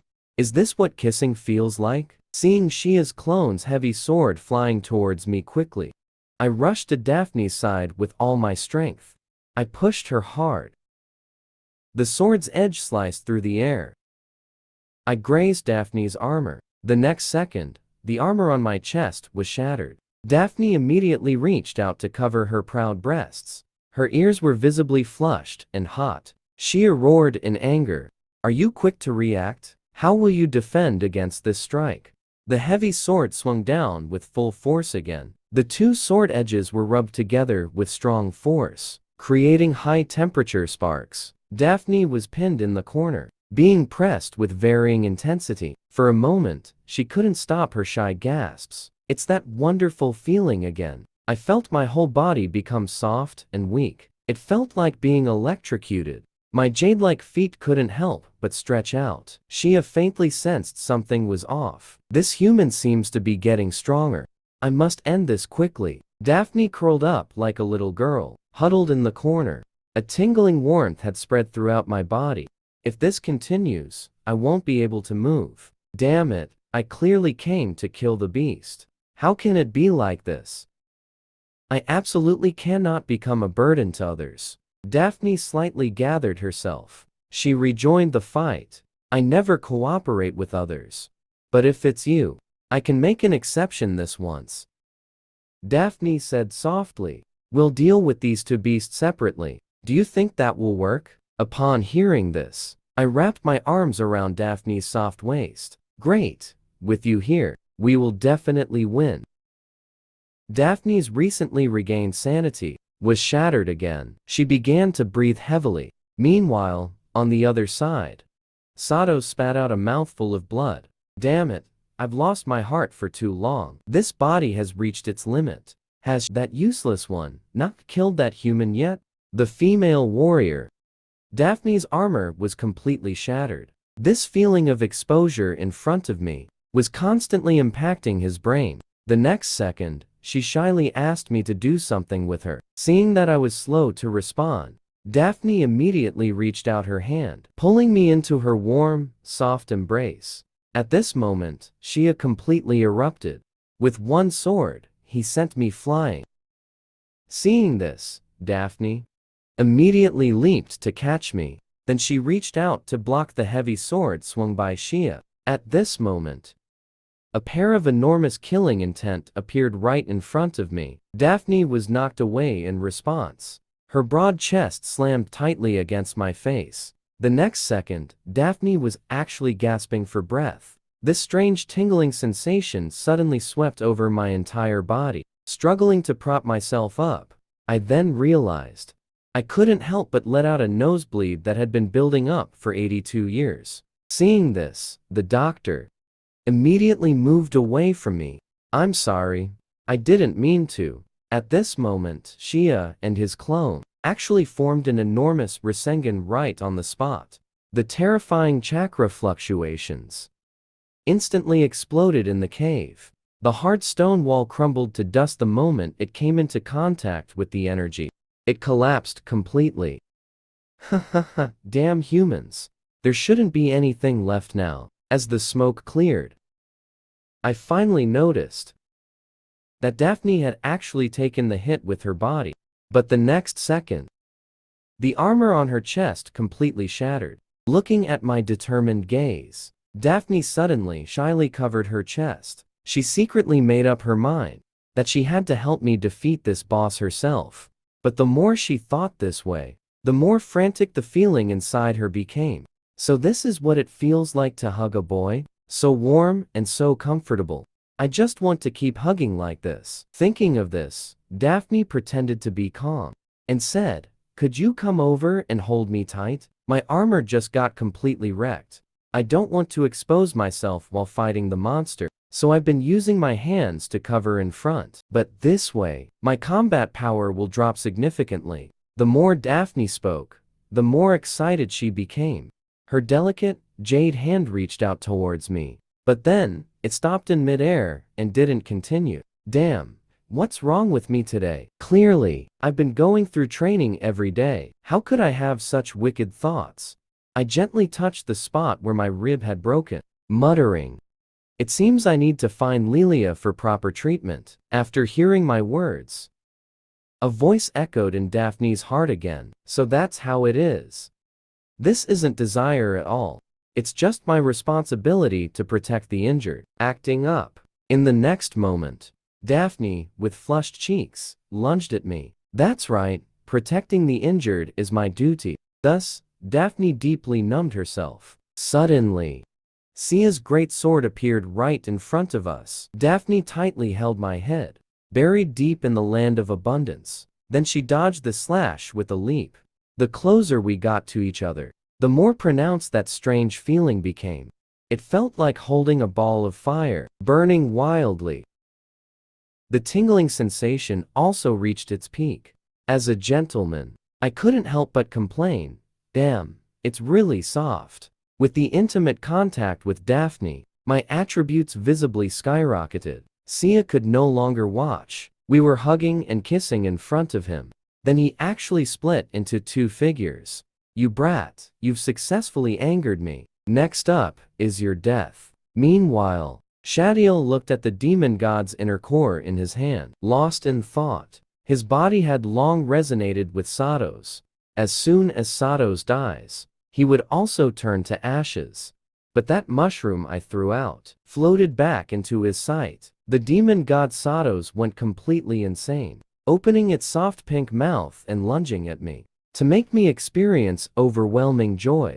It even conjured dozens of clones, all to reclaim the heart of the demon god with infinite magical power. At this moment, Sato's licked its fingertips and said, "Shadiel, hurry into the battlefield and complete the task I gave you.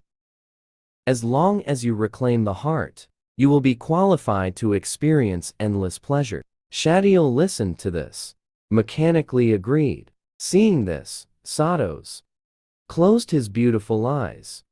At this moment, the inner core in Shadiel's hand was the best tool for him to spy on the outside world. After seeing the conflicted look in Shadiel's eyes, Sato's immediately stopped his actions. "What does that expression mean? If you want to continue serving me, just obediently complete the task I assigned you. You lowly beast. You don't even have the qualifications to be a watchdog. You should be grateful for the favor I gave you. Once it's done, I will let you experience the pleasures of femininity." Upon hearing this, Shadiel could only humbly agree. I didn't expect this guy to be even more disgusting than a human. Meanwhile, Daphne tightly held me against his chest. Now, only continuous fighting could relieve the madness surging within. The feeling of being close to me was simply the most comfortable moment of his life. Daphne moved swiftly, showcasing the super strength of an S-class hero. During this time, all attributes were experiencing explosive growth, without interruption. Suddenly, Sia charged downwards, swinging a giant sword. "You two little fish, humans, hurry up and die. Daphne struck out with both fists, actually stopping Sia's sneak attack. However, in the next second, Sia laughed wildly, saying he finally fell for it. I admit you are indeed strong. But this is where it ends. In the next second, Sia began to burn his life force, activating the forced skill binding. Daphne suddenly realized that his body was completely unable to move, and his energy was rapidly being absorbed into Sia's sword. Even if it means sacrificing this clone, I will kill you all. As long as I can gain Lord Sados's love, everything will be worth it. Daphne turned her head and discovered that the other 3 clones had already gathered a massive energy sphere.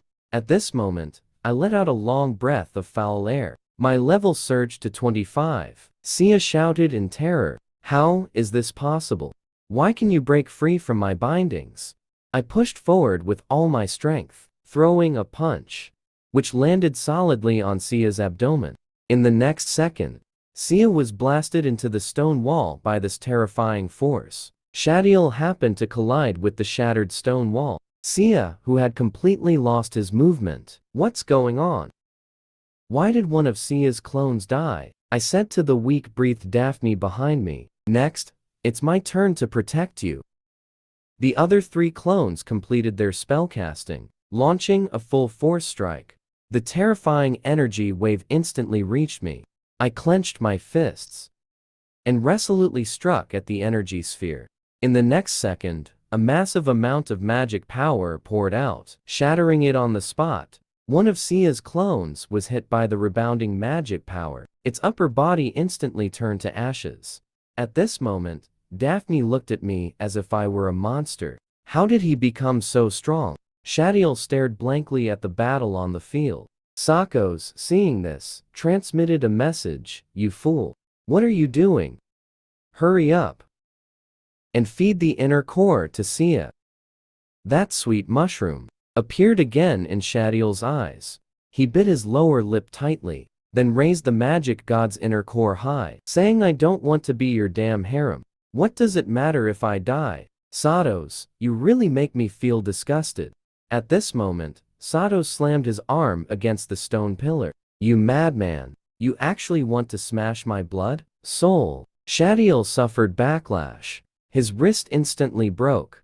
The moment blood dripped down, a gate of the demon god appeared from the void. Satos rushed forward at full speed and grabbed. He reclaimed his inner core. Then his figure flashed. He sent the inner core into Sia's mouth. In the next second, Sia in front of me let out a painful wail. In the blink of an eye, her soul was extinguished. She transformed into Sados's appearance. I looked at the bizarre scene before me. I was stunned on the spot. What is going on? 2 Satos. No, there are many more similar auras behind. I opened the system and discovered countless red dots had appeared around me. At this moment, Satos gasped seductively and said, "All of you, come to me." Within 1 minute, extract the heart of the demon god from his body. Shadiel was finally at max affection with the demon god. Satos self-destructed, turning into countless soul fragments. They merged into the bodies of many seductive beast girls. A new journey is about to begin. That is to take in all of Sados's harem. Daphne sensed something was wrong and swung her fist at a clone. Unexpectedly, Satos just lightly raised his hand and blocked the attack. With a loud bang, Daphne didn't have time to react at all and was smashed into the stone wall by the mountain. After the smoke cleared, Daphne had already lost consciousness. Satos looked at my dazed expression, saying, "Each of these is my true self. The system has given you something that can threaten me, but it is already useless." Then he smiled wickedly and said, "How about it? As long as you can kill, just one of me will be fine." Suddenly, the surrounding clones rushed up and embraced me. "They never thought of attacking you." Before the words fell, my head sank into something soft. They just wanted to bring you joy. Being locked by such a soft body, without using external force. But I can't break free. Pleasure is not harm. So the system can't control you either. Next, I will extract the heart of the demon god. You will experience unprecedented pleasure, and then death. Seeing this, I immediately started screaming. You perverted bastard! Stay away from me! I'm only interested in girls, Sato said, with a sultry breath. Whether you're interested or not is not up to you. I'm quite confident in my skills. In the next second, Sato's opened her soft pink mouth and lunged at me. Seeing my innocence about to be compromised, suddenly Shadiel rushed in and forcefully knocked Sato's away. After seeing who it was, a hint of confusion flashed in Satos's eyes. Shadiel didn't care about that. Immediately said to Satos, "This form can only last for a few seconds at most. You need to escape quickly. Don't let him catch you." I quickly pulled my hand out from the soft spot and instantly appeared in a safe position. Satos's gaze was vacant. Killing intent gradually spread. "Do you know what you're doing? If I die, you won't survive either," Shadiel said upon hearing this, looking at me with a dazed expression. "Consider it a return of your mushroom. I don't know why. I just don't want you to die." Sato swung her palm forward. "Then I'll grant you that. Completely disappear for me." Seeing this, I softly uttered a command. Shadiel's figure suddenly vanished from the spot. In the next second, she appeared at home. "Yug, who is cleaning?" exclaimed. "What just flew down?" The two locked eyes. Shadiel blankly said, "How is it you? Why am I still alive?" Meanwhile, on the other side, Satos's palm lingered in the air. Shadiel had already exceeded his perception range. Even the connection of the demon god's blood was completely severed. What the hell did this human do to be able to take Shadiel away out of nowhere? I struggled to lift the giant sword of Shia. In the blink of an eye, two of Satos's clones had already pounced. I immediately activated the instant slash. Satos missed again. The sword's edge struck Satos's body. It couldn't even break the skin. Seeing this, Satos disdainfully glanced at me. "It's all because of the power of the system that I can't hurt you. But with your weak body, you can't break through either." I smiled wickedly and said, "I'm not here to hurt you. Maintaining so many clones must be quite exhausting, right?" Satos couldn't care less and charged directly at me. The instant slash, such a useless skill, requires a 10-second cooldown. In the past, I wouldn't even bother to use it. Unexpectedly, in the next second, my figure disappeared from the spot again. Satos turned around in shock and found that I had once again used the skill. "Fool, your clones can't even be recognized by the system." Then the instant slash naturally can treat each clone as a new target. "We'll just keep dragging this out and see who laughs last. Your time is running out, right?" Satos's red eyes trembled. He hadn't considered this situation before. If this continues, he would really die. In the next second, all the clones emitted violent magical power. A beam of light shot up into the sky, breaking all the stone bridges in the underground city. Satos's body exploded in the sky, turning into countless tiny light points. The light points disappeared from the spot in the blink of an eye. At the same time, the top beast girls in different underground cities all received the soul fragments. A voice echoed through the heavens and the earth. "My harem, devour my blood, soul, fragments, and kill without mercy. Find your humans, and then resurrect me." The proud holy maiden Lelia of the church makes her return. The mysterious veil of the Holy Lord of the Sacred Church is about to be unveiled. At that moment, Sia's head fell from above the stone cave. I didn't expect that the great boss would actually be used by someone. In the end, only a head was left after the explosion. I then stored it in my storage space. Suddenly, Daphne, beside me, woke up, clutching her lower abdomen in pain. I quickly helped her up, sitting amidst the ruins. Recalling the scene from just now, Daphne's pupils suddenly constricted. I was knocked out with just one hit by that monster. I looked at the collapsing underground city and said, Let's get out of here first. Cyrus picked up a life. He collapsed on the ground, muttering to himself. It's over. This time I returned empty-handed again. My brother is definitely going to kill me. Suddenly, Cyrus glanced over, seeing me helping Daphne out. In the next second, he suddenly thought of something, and immediately adopted a humble posture to beg Daphne. Miss Daphne, since the monster inside has been dealt with, could you spare me some? Before Cyrus could finish speaking, Daphne coldly replied, I lost. Cyrus's pupils trembled at the words. It turns out the information was wrong. Even an S-class hero couldn't handle the plane. Cyrus pointed at me with a hand. It must be because of you, this guy. Dragging Miss Daphne down. You're definitely dead this time. Unexpectedly, in the next second, a fist came solidly hitting me. This filthy guy, slandering others at will. I will never let you off easily. Cyrus took a punch and immediately passed out. Two lackeys saw this and rushed up. Daphne gently pushed me away, saying, although I really thank you, I can leave on my own from here. I saw a hint of a blush appear on Daphne's ears.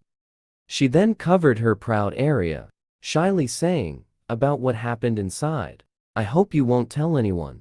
I don't want others to know. If you say it out loud, I will definitely come to settle the score with you. Did you hear that clearly? After saying that, Daphne charged forward and disappeared from the spot.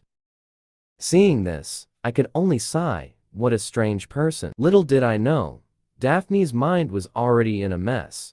The intimate contact just now had made it impossible for her to concentrate. Just thinking of me, her body would unconsciously heat up. She squeezed her legs together. What is wrong with me? Why do I feel like I'm going crazy? The next morning, inside the hero building in area, Cyrus had just entered the judgment room and pushed all the responsibility onto me. Unexpectedly, the presiding judge slammed the table hard. I haven't even asked you yet. Who told you to speak? In the 2 missions, over 30 heroes died in total. Now, tell me the reason for your failure. If you dare to lie to me, you will definitely die a terrible death. Cyrus was sweating profusely. He trembled and said, Boss, I haven't dealt with Shia. It's all because of Saris. Little did he know, I had also arrived at the hero building. I then pulled out Shia's head. It's all because of this guy. He wanted to steal the treasures of the dungeon, which led us into trouble. At the cost of 1 leg, I managed to save 2 teammates.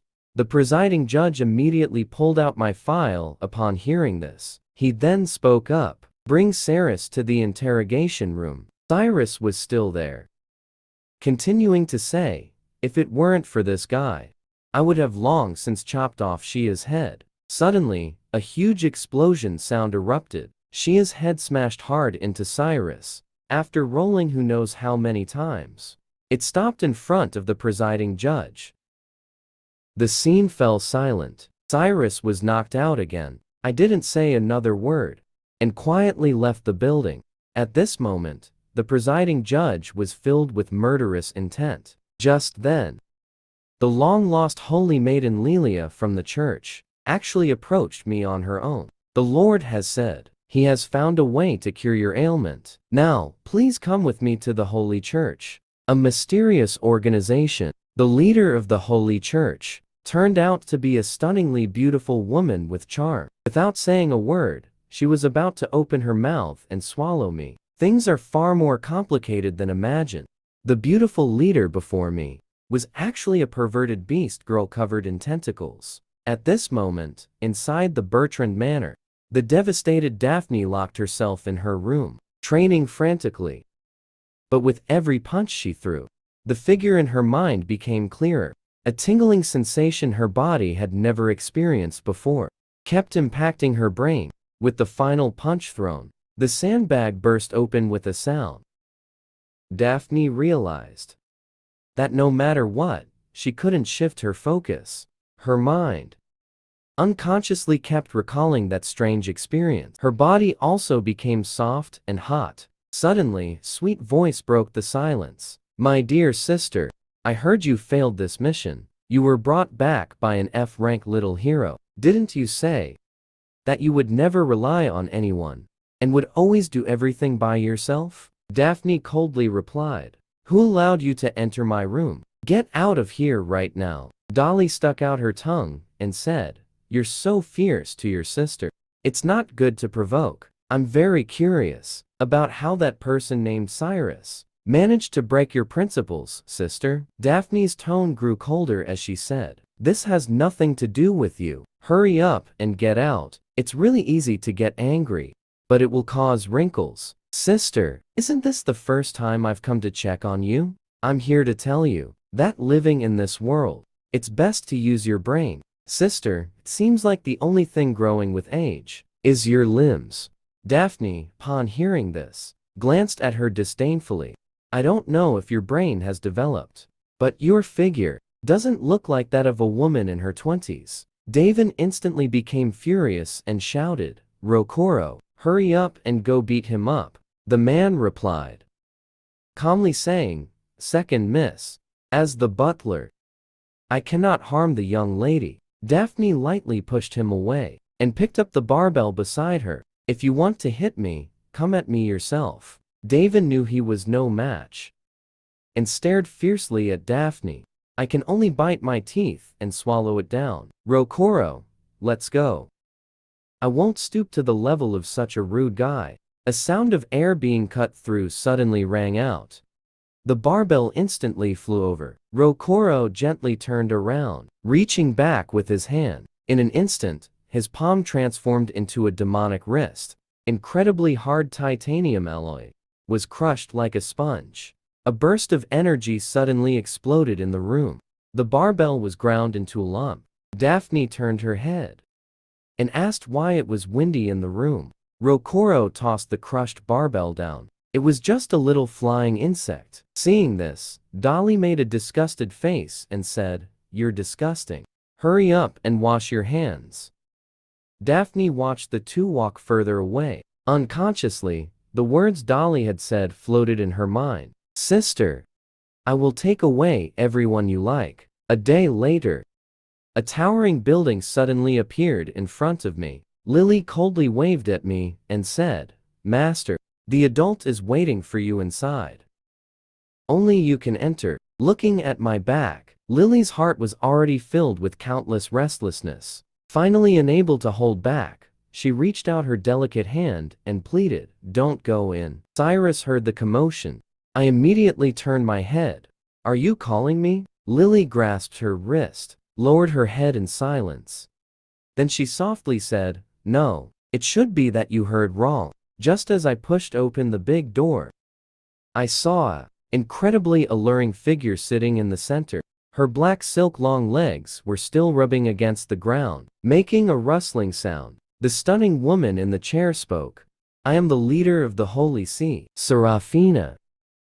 I've already heard about your situation from Lily. Suddenly, Fina's guard crossed over to another chair. This way. Her proud curves were even more on display.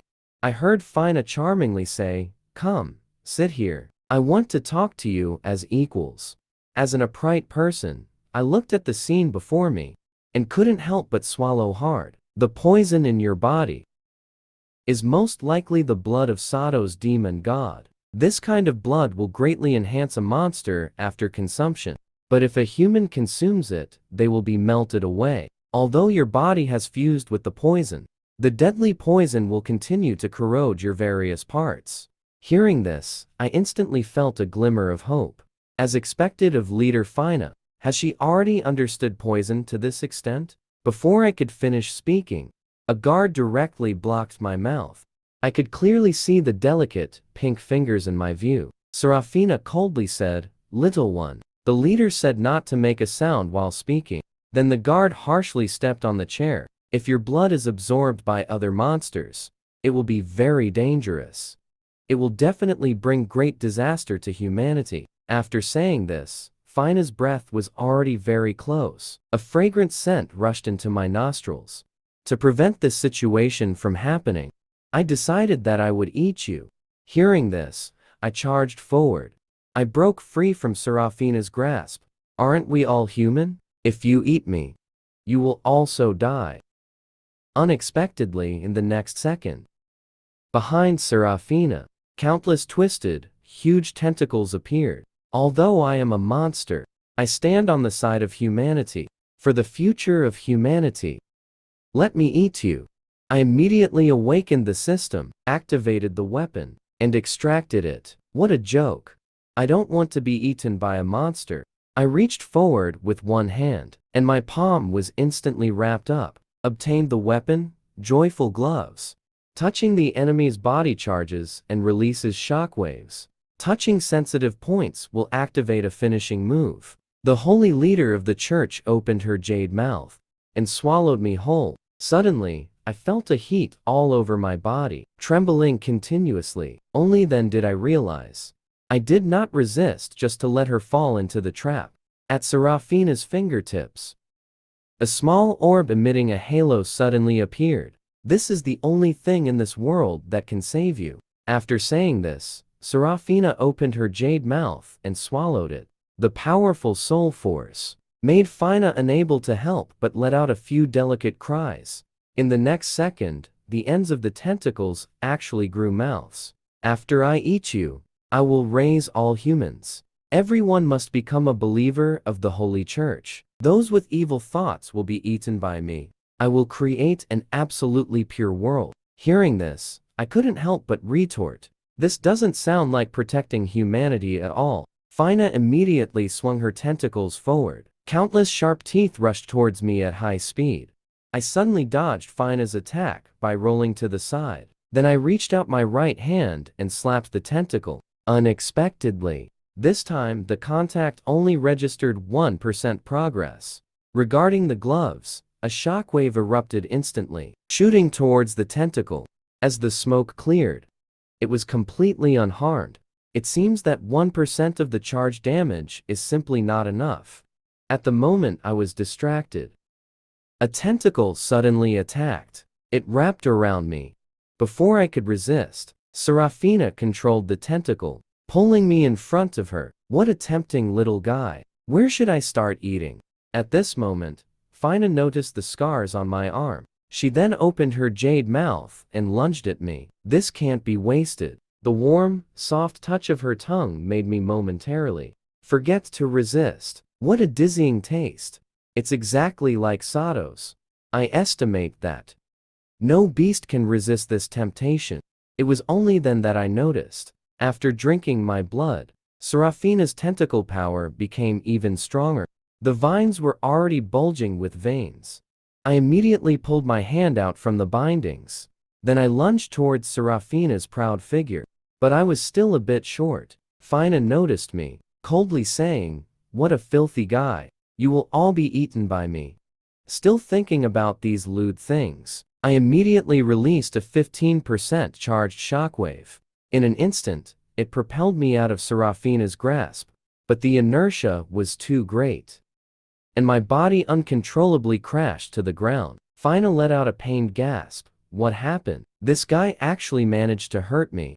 At this moment, I was already feeling a bit exhausted. I didn't expect that 15% charge would only result in a superficial injury.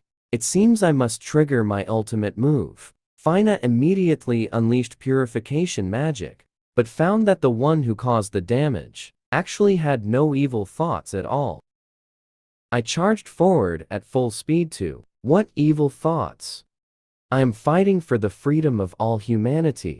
How could there possibly be evil thoughts in my heart? The most vulnerable point of humanity is definitely here. Besides here, I don't believe there's any other place that can activate my ultimate move. Unexpectedly, just as my fingers were about to touch, Sarafina suddenly tightened her legs, trapping my hand. Damn, what's going on? Why is this damn woman so strong? Sarafina swung her body to the side with all her strength, saying that my hand was a bit in the way. Hurry up and break it for me. I immediately twisted my body, reaching for the soft spot. Sarafina sensed something unusual, couldn't help but let out a soft shout. I dare not be negligent. rushing at full speed towards the danger zone. Launching my technique. Sarafina couldn't stand the tickling. She released her legs and kicked me away. What's going on? This guy clearly has no evil intentions. But what he's doing is so misleading. And that strange tingling sensation only appeared when I was with Satos. It's happening again. Now, my legs are still shaking. Fina gritted her teeth and coldly said, "Daring to do such things to me in a holy church. I have to kill you." All the tentacles suddenly went wild. They all pounced on me. I sent out 14% of my charge behind me. My body was affected by inertia and instantly rushed towards Fina's position. The speed was too fast. Sarafina didn't react in time. I dodged the attack. That's right, it's here, got it. Feeling Sarafina being touched, she looked back. Only then did I realize that the beast girl's body structure is not quite what I imagined. What a rude guy. Hurry up and let go of your dirty hands. After saying that, Fina kicked me hard. My body was in the air and instantly flew uncontrollably towards the tentacles. This is bad. I was already surrounded by tentacles. I have to blow up this 6% charge. Unexpectedly, in the next second, I suddenly thought of something. My body was swallowed by the tentacles in the blink of an eye. Fina coldly laughed, surprised that I didn't dodge my attack. Have you given up on escaping? Sarafina felt the wonderful sensation of food entering the digestive tract. Her body uncontrollably trembled slightly. Just as I thought. I guessed correctly. I rubbed hard against these folds. Sarafina didn't know what was happening. Her body instantly stiffened. She let out a sudden cry. Damn it. What did you do inside my vines? The leader of the Holy Church is actually a perverted beast girl who wants to eat me. Unexpectedly, I found her weakness and rubbed it hard. Sarafina felt her body like being electrocuted. Unconsciously squeezed her legs together. The vines couldn't take such stimulation and spat me out. How long has this tentacle been unwashed?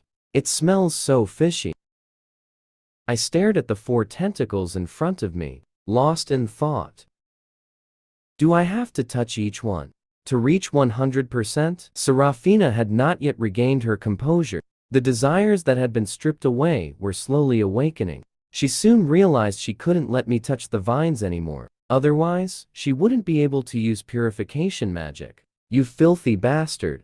I will kill you first, then eat you. The vines underwent a mutation and actually grew a jaw. A plane suddenly rushed in, biting through the armor on my chest. What's going on? The speed of the vines became incredibly fast. In my daze, I heard a noise behind me. Another vine was forming a pincer attack on me. Seeing that I was about to be swallowed by the vines, I suddenly thrust my right hand inside. At the same time, Sarafina slightly parted her red lips, letting out a delicate cry. The pleasure angel activated again. The sensitivity was still at 25%. Sarafina's face turned crimson, and she said to me in a sultry tone, "Get away from me, you filthy bastard." Suddenly, a flesh spike shot out from the mouth of the vine. I didn't have time to react, and my chest was solidly pierced. The speed of the flesh spike was extremely fast. Instantly, it pinned me to the hall of the Holy Church. What's going on? It seems Sarafina's critical point isn't here. Seeing that the vines were about to dismember me, I immediately activated the pleasure angel to unleash full power. This energy wave burst forth from my palm. Sarafina didn't have time to escape, and one tentacle was instantly blown to ashes. That damn guy. As long as he touched my body, it can emit that kind of light, and each time, it's stronger than the last. Sarafina cast a purification spell. The severed vines restored in the blink of an eye. As it turns out, the previous guess was wrong. In this case, Sarafina's critical point is indeed on her body. I shouted and charged forward. For the freedom of all humanity, I want to touch your whole body. Upon hearing this, Sarafina's pretty face flushed even more. You lewd guy. How dare you say something so righteous? I locked onto her proud peaks, like a beast eyeing its prey. Let's start from the most likely place. As long as I touch them, I should be able to activate my ultimate move. Suddenly, the vines shot a large amount of pink smoke towards my position. The shockwave pushed me back hard. Damn, what is this thing? So pungent. I steadied myself. I charged again in the direction I just came from. Unexpectedly, at that moment, a dizzying sensation surged to my head. It really isn't ordinary smoke. My body was already starting to go numb. Suddenly, the flesh spike pierced into my chest. Immediately, I felt a strong suction force, constantly draining my blood. Just as I was about to grab the tentacle, the flesh spike vanished into the smoke with a whoosh. Damn, it didn't even give me a chance to touch it. Has this guy already figured it out? In the smoke, Sarafina spoke softly. It won't be long now. Your body will be completely paralyzed. You will lose consciousness. As long as your right hand touches me, you can emit light waves, right? Don't even think about using your right hand to touch my body again. After saying that, the vine suddenly lunged out, swallowing my left. I was about to twist my body and hit the vine. But unexpectedly, Sarafina violently threw me into the air, withdrawing her tentacle. The gloves are not charged. I fell hard to the ground. Sarafina was hiding in the smoke. She exclaimed, "Your body is really tough. I thought I could bite off your arm." My consciousness was already starting to fade. The vine lunged out again. It bit into my injured arm. Next, I will bite off your upper limb, then slowly lick your blood. Savor it well. A wave of pain instantly woke me up. I gritted my teeth. I moved the gloves to my left hand. Then I rubbed the inner wall hard. Sarafina's body trembled. A tingling sensation instantly filled my brain. I suddenly pulled my hand out. The shockwave instantly engulfed the vine.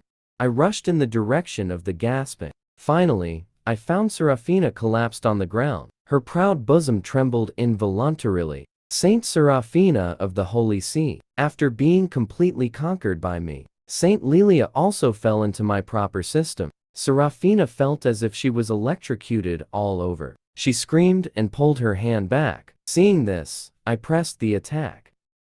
I grabbed forward fiercely. Once again, her fingers intertwined. Sarafina's soft palm felt incredibly tingly. She cried out that it was too tight. Don't squeeze my hand anymore. In the next second, countless veins bulged on her slender fingers. At this moment, a message popped up. Go Yelia. The area with the densest nerves on the carnivorous flower is on the hand. The vine instantly lost strength. It threw Lilia to the ground. Sarafina could no longer hold back.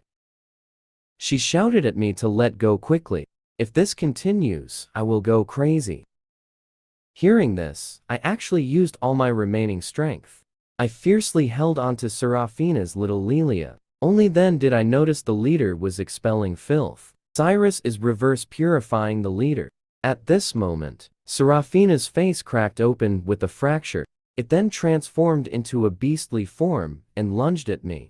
I absolutely cannot let you fall into the belly of another beast. Seeing Sarafina struggling, wanting to swallow my head in one bite, I immediately placed the fully powered joyful angel in front of me. A terrifying shockwave instantly descended, engulfing Sarafina in energy. Lilia was on the edge of the storm, watching the beam tear everything apart. The solid walls of the Holy See were brutally blasted open. As the dust settled, Lilia's beautiful eyes looked in disbelief at the scene before her. What kind of magic did Cyrus use? The destructive power is truly terrifying. After dealing with Sarafina, the joyful angel began to dissolve into nothingness. Target has been resolved. Obtained the Sato's fragment. Health increased by 34 days. Current health remaining is 80 days. Unlocked home. The beast's true form, active in the home. Players can use their corresponding skills. The land at the center of the wave. Only a Goyelia carnivorous flower remains, swaying. I also gained the skill of paralyzing mist. Lilia knelt in front of me, her expression somewhat serious as she said, "Cyrus, did you kill the leader?" Upon hearing this, I glanced at the Goyelia carnivorous flower on the ground, and said it just returned to its original form. Lilia let out a long sigh of relief, then gently stroked the little head of the carnivorous flower. I said I wasn't hurt. Unexpectedly, before I finished speaking, I had already collapsed onto Lilia's sweet knee pillow. Lilia gently stroked my forehead, feeling something was wrong. The temperature had dropped so low. The previous battle had severely damaged my life. If I don't transfer energy soon, I will die. After saying that, Lilia gently placed me on the ground. Then she sat on the ruins, facing me. "I need to repair your injured internal organs first." As soon as the words left her mouth, Lilia's foot pressed down on the bleeding wound. My consciousness suddenly drifted into a strange space. The originally clear seawater had now turned into sludge. Seeing this, Lilia explained, "This is caused by the huge wound on you. It indicates that your body is very weak right now." The sludge began to slowly cling to me. It pressed down on me so that I had no way to get up.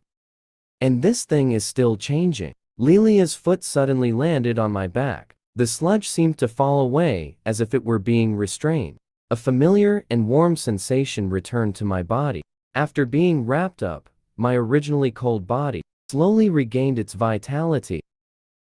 At this moment, that tingling sensation once again surged towards Lilia's brain. What's going on? As a saintess, I should clearly be healing the wounds as a sacred mission. But as soon as I touch this body, endless evil thoughts arise. I must completely heal Saris before the evil thoughts invade my brain. Finally, the sludge attached here has completely disappeared. My body is warming up. However, Lilia has completely succumbed to the strange sensation. Just as Lilia was planning to take the opportunity to do something indescribable to me, I had quietly awakened. Before my eyes, a black object suddenly appeared. Due to the excessive consumption of my body, I mistook Lilia's foot for a chocolate cream cake. Without a second thought, I bit into it. Saintess Lilia, in order to help me recover from my injuries, directly infused a large amount of magic power through the soles of her feet into my mouth. In my hazy consciousness, I gently bit down, thinking it was a chocolate cake. The soles of her feet, as the area where Lilia performed purification, felt magnified several times.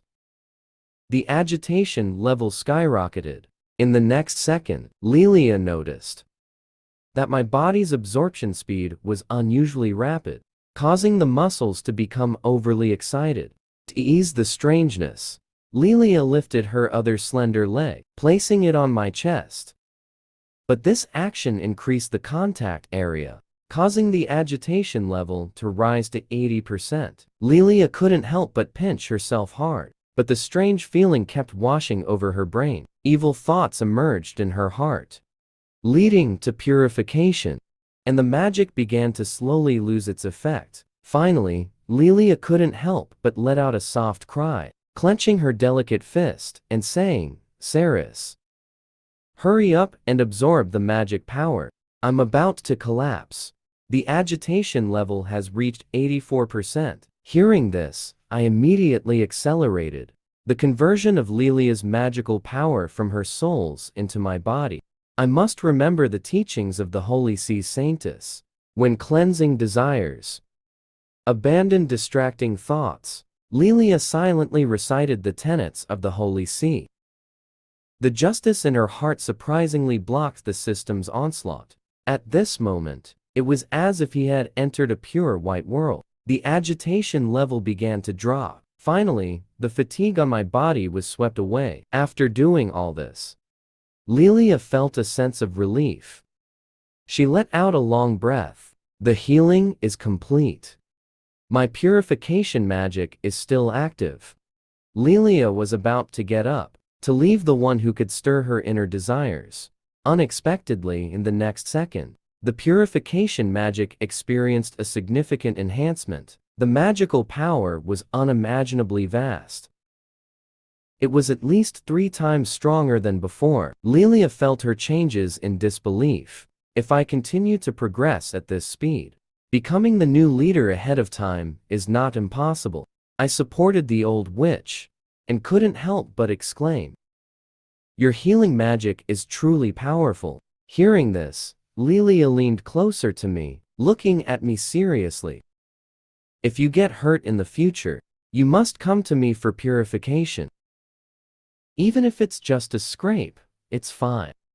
Charlton, who arrived late, hadn't even entered the door when he saw the large hole in the Holy See's ceiling. Then he saw me and Lilia walking out the front door. Lilia briefly explained what had happened. The Holy See still needs to select a new leader to proceed with the cooperation matters. Before that, I will discuss it.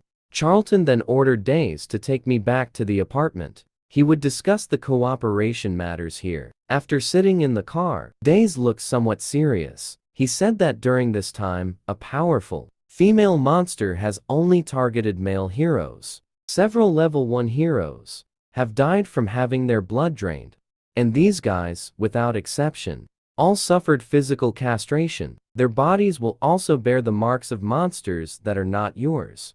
Hearing this, I couldn't help but shudder. I swallowed hard. This guy isn't here to find me, is he? At this moment, on the other side, Shadiel's long legs crossed through the window, and she jumped into my house.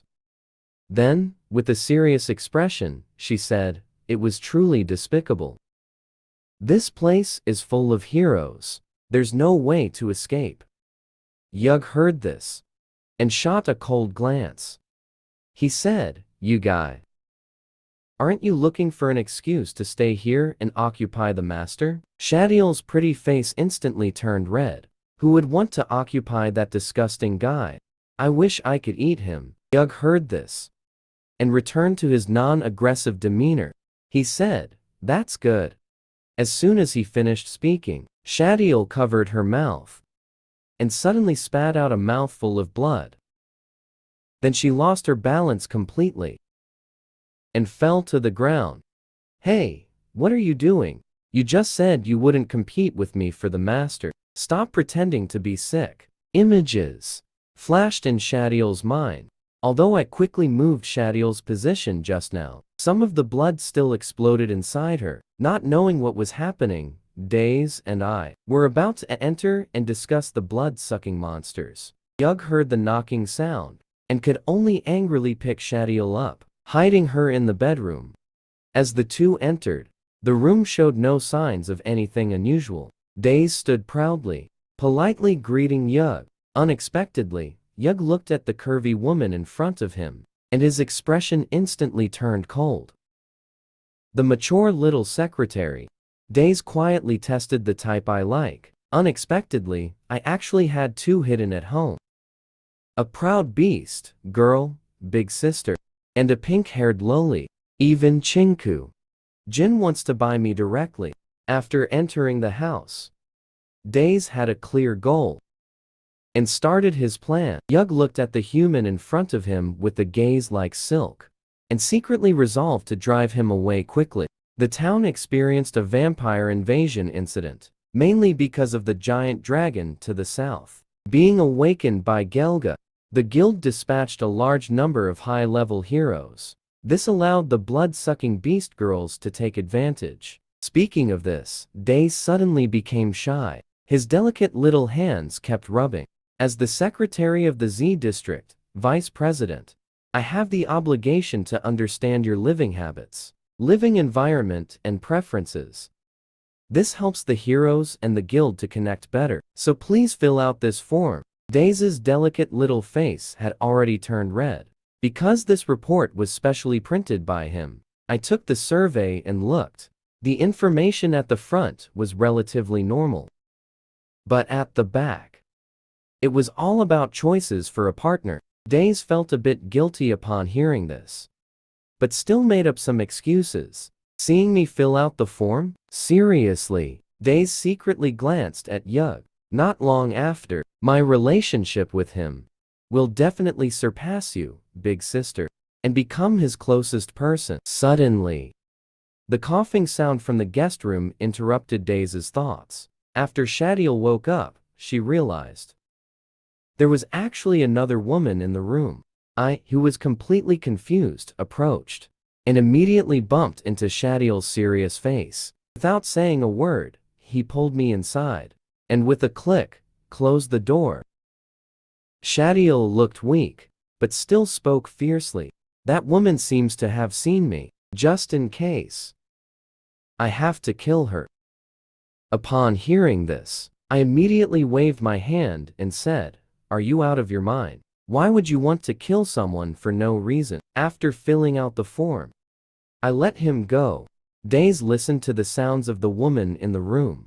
With a cold gaze, he said, "Is the one in the bedroom also Cyrus's sister? In that case, the competition has increased again. I must redo the plan." In the room, Shadiel angrily hit me once and then told me to hurry up and get out. Days heard the commotion.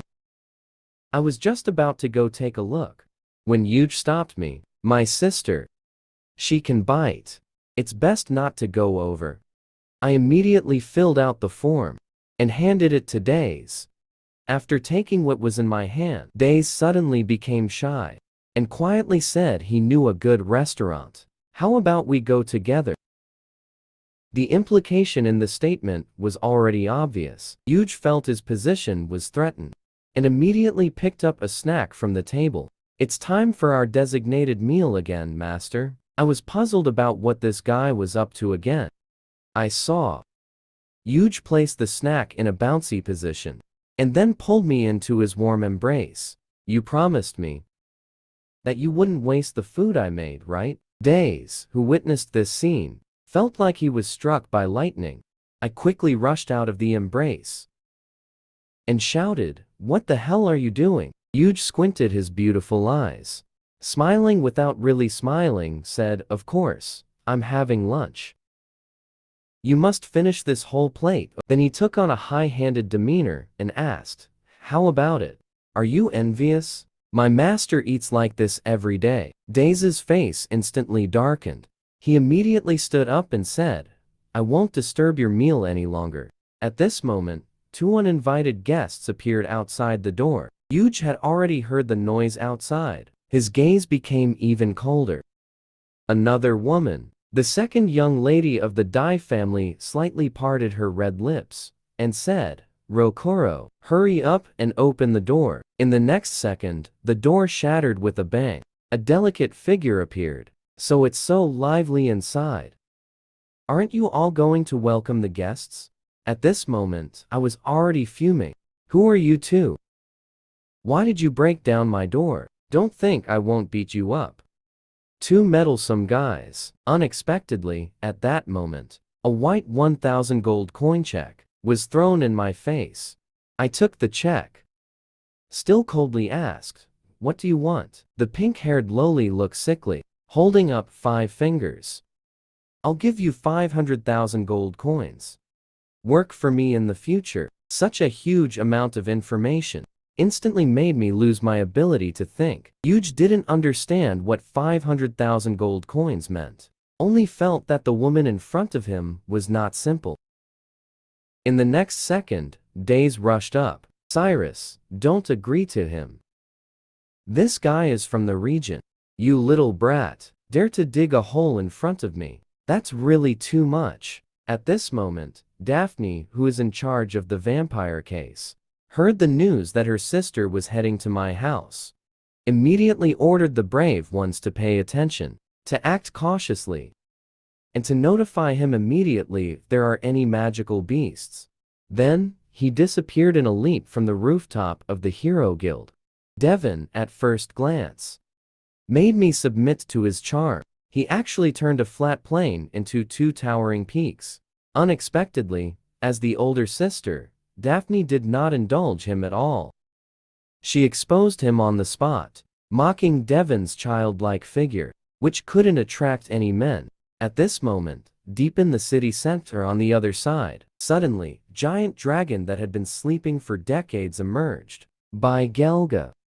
At the moment it opened its mouth, a terrifying suction force began to recklessly devour the surrounding floors.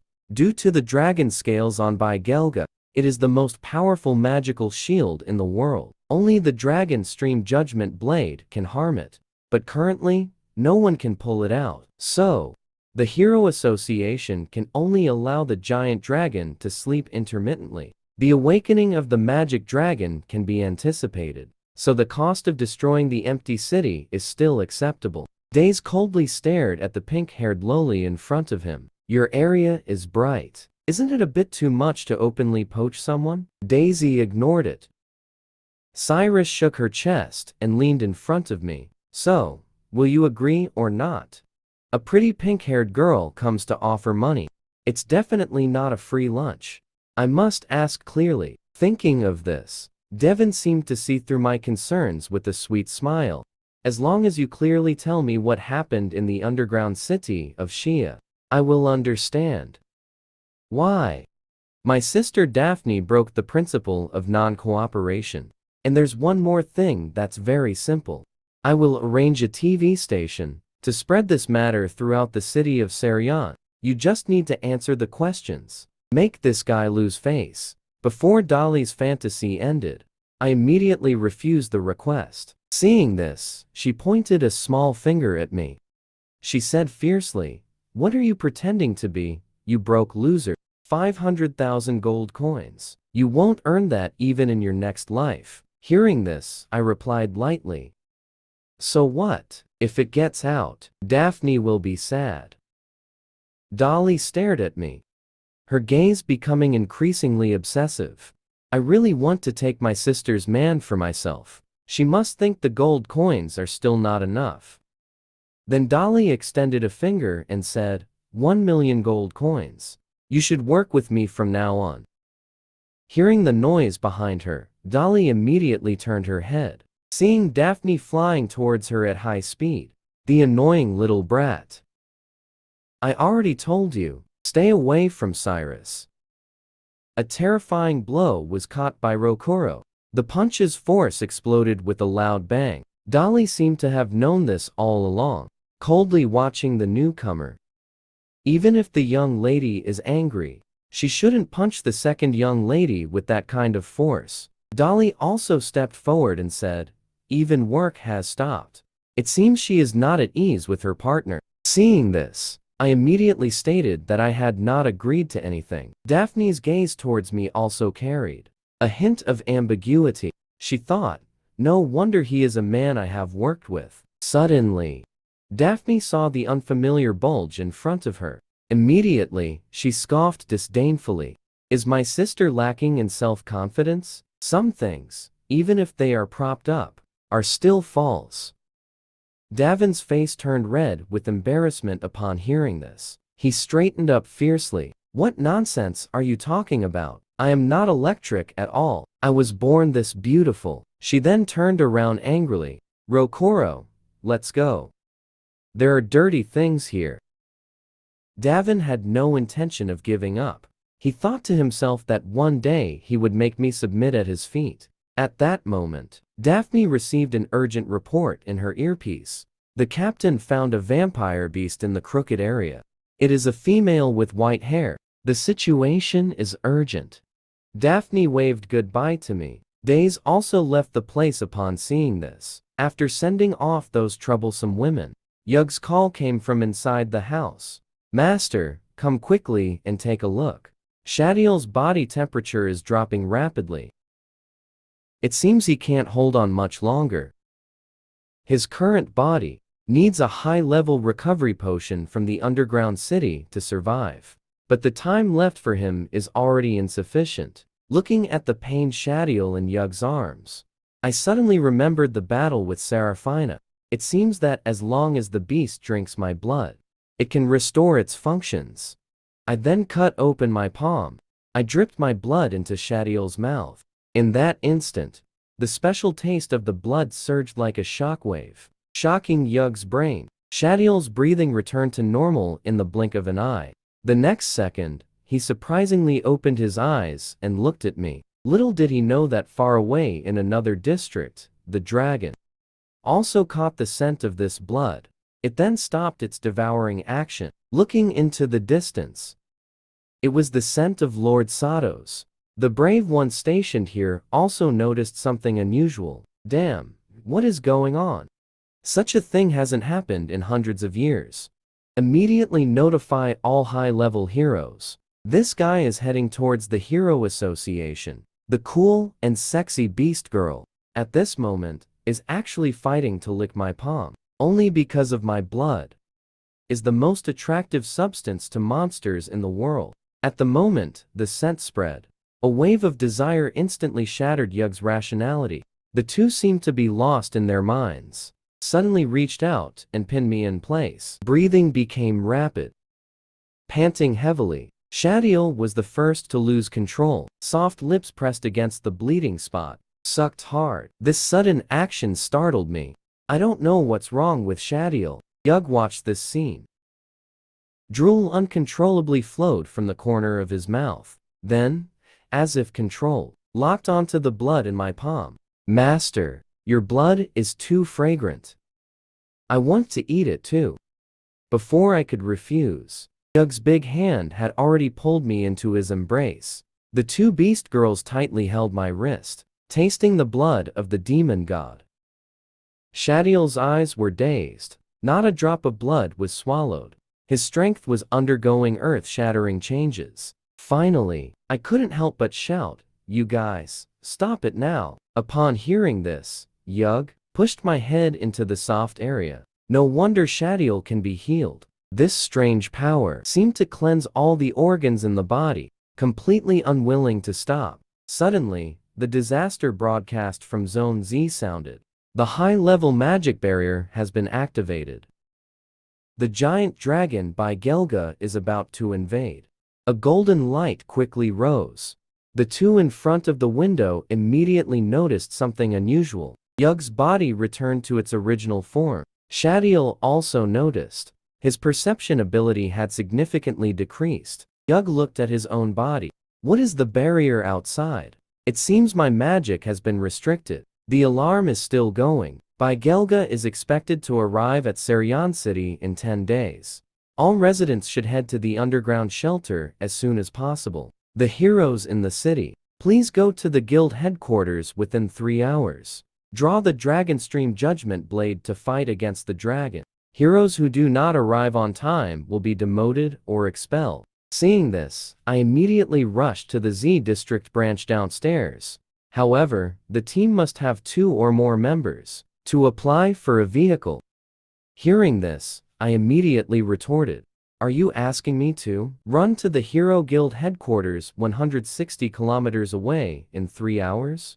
By then, my captain position will definitely be revoked." Hearing the sound of an argument, a blonde girl suddenly appeared, enthusiastically asked me if I was also a team leader. "Our team leader has already picked up the vehicle. You can come with us." Eileen reached out her hand, secretly delighted to have struck gold. When she heard my rank was F, she instantly showed a look of disdain, withdrawing her hand just like that. Let's pretend I never said anything. Isn't it too disgusting to associate with an F-rank hero? Just then, a sweet female voice sounded beside me, saying she was willing to join Saras's team. Here is my basic information. Upon closer inspection, I realized that the person in front of me was Bella, who had just been discharged from the hospital. She pointed at me with a face full of resentment, and asked, "Why haven't you come to the hospital to visit me for so long? You haven't forgotten about me, have you?" Thinking back to that day, when Bella's agitation level reached 100, her wild appearance, I immediately explained that too much had happened recently. Hearing this, Bella could only laugh and say that this debt we would settle after the emergency was over. After saying that, I followed the receptionist into the archive room to sign. Seeing me leave, Eileen looked at Bella and said, "My captain is an N-rank powerhouse. Following an F-rank waste has no future. Just then, a person appeared in front of them, making Eileen's eyes light up. The captain, clad in golden armor, Teal, appeared in the hall. Bella, long time no see. You must have seen my equipment by now. I joined the Carrant Society, and my current strength has long surpassed Saris.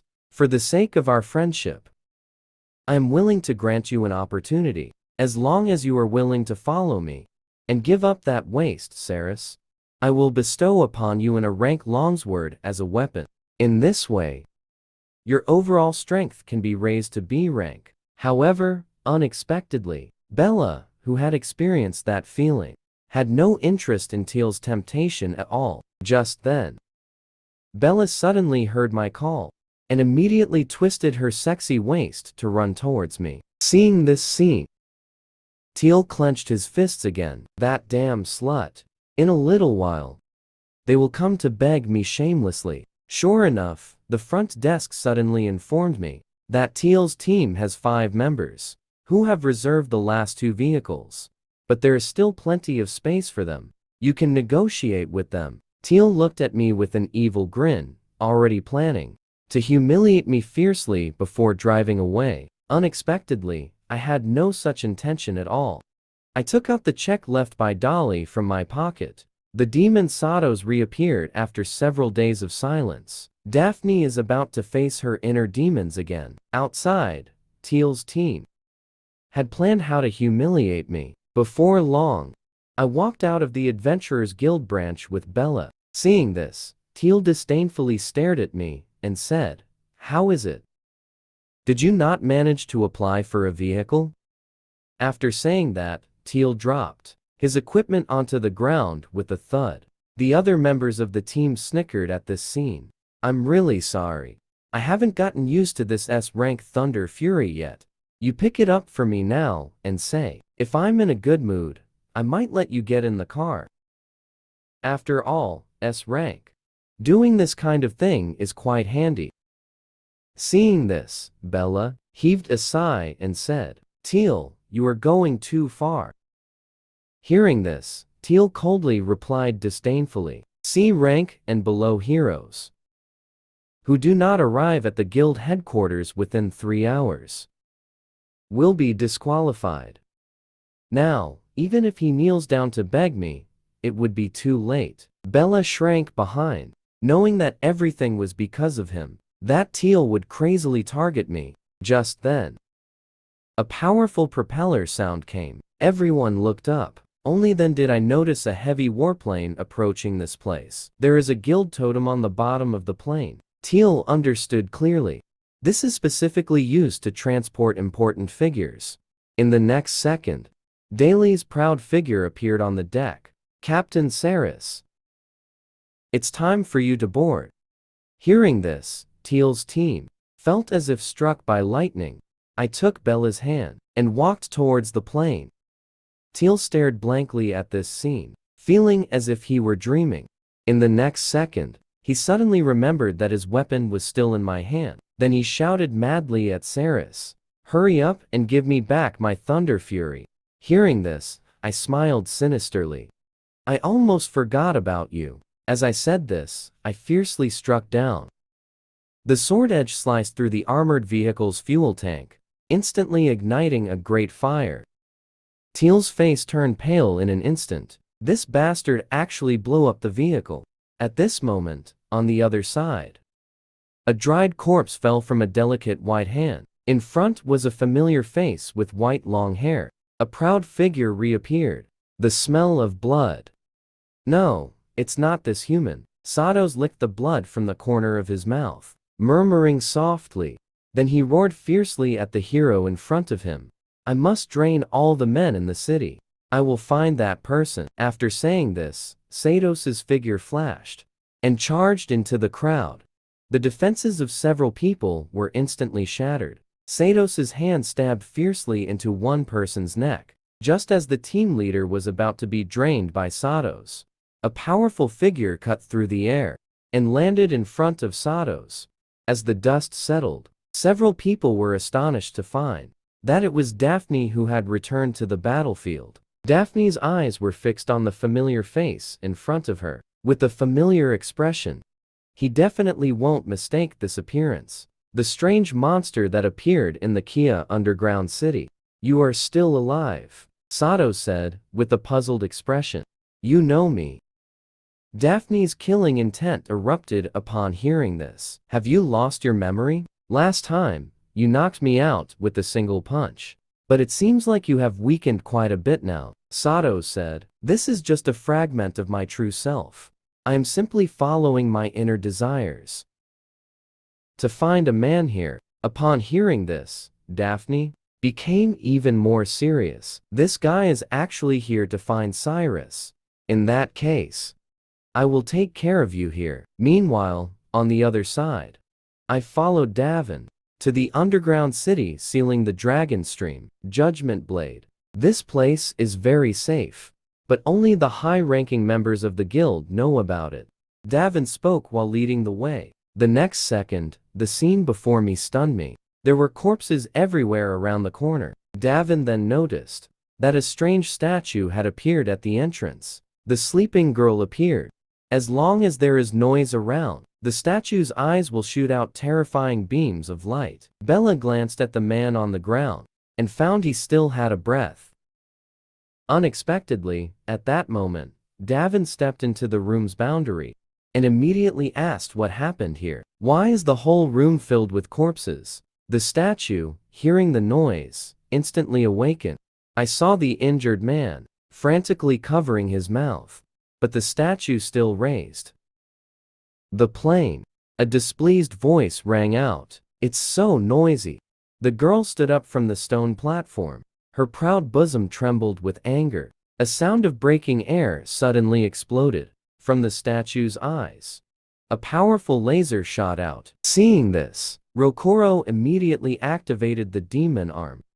Dai Li was pushed into my arms by him. The hard demonic armor barely blocked the blow. The terrifying aftermath exploded in the empty room. The golden light in the statue's eyes gradually dimmed. Then its beautiful eyes slowly closed, returning to its original silent appearance. Davin looked at Rokuro with concern. The burn marks on the back of his hand. Seeing this, Rokuro gently said that as long as he recovers for a while, it will be fine.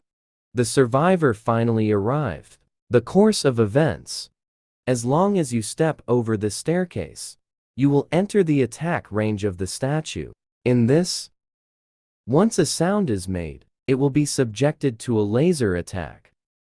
Several small teams have already been completely wiped out. Davin heard this, proudly raised his hand and pointed forward. Rokuro, break this thing for me. Then the two of us stepped into the room. Rokuro said the statue has two eyes. One of us is responsible for dodging the attacks.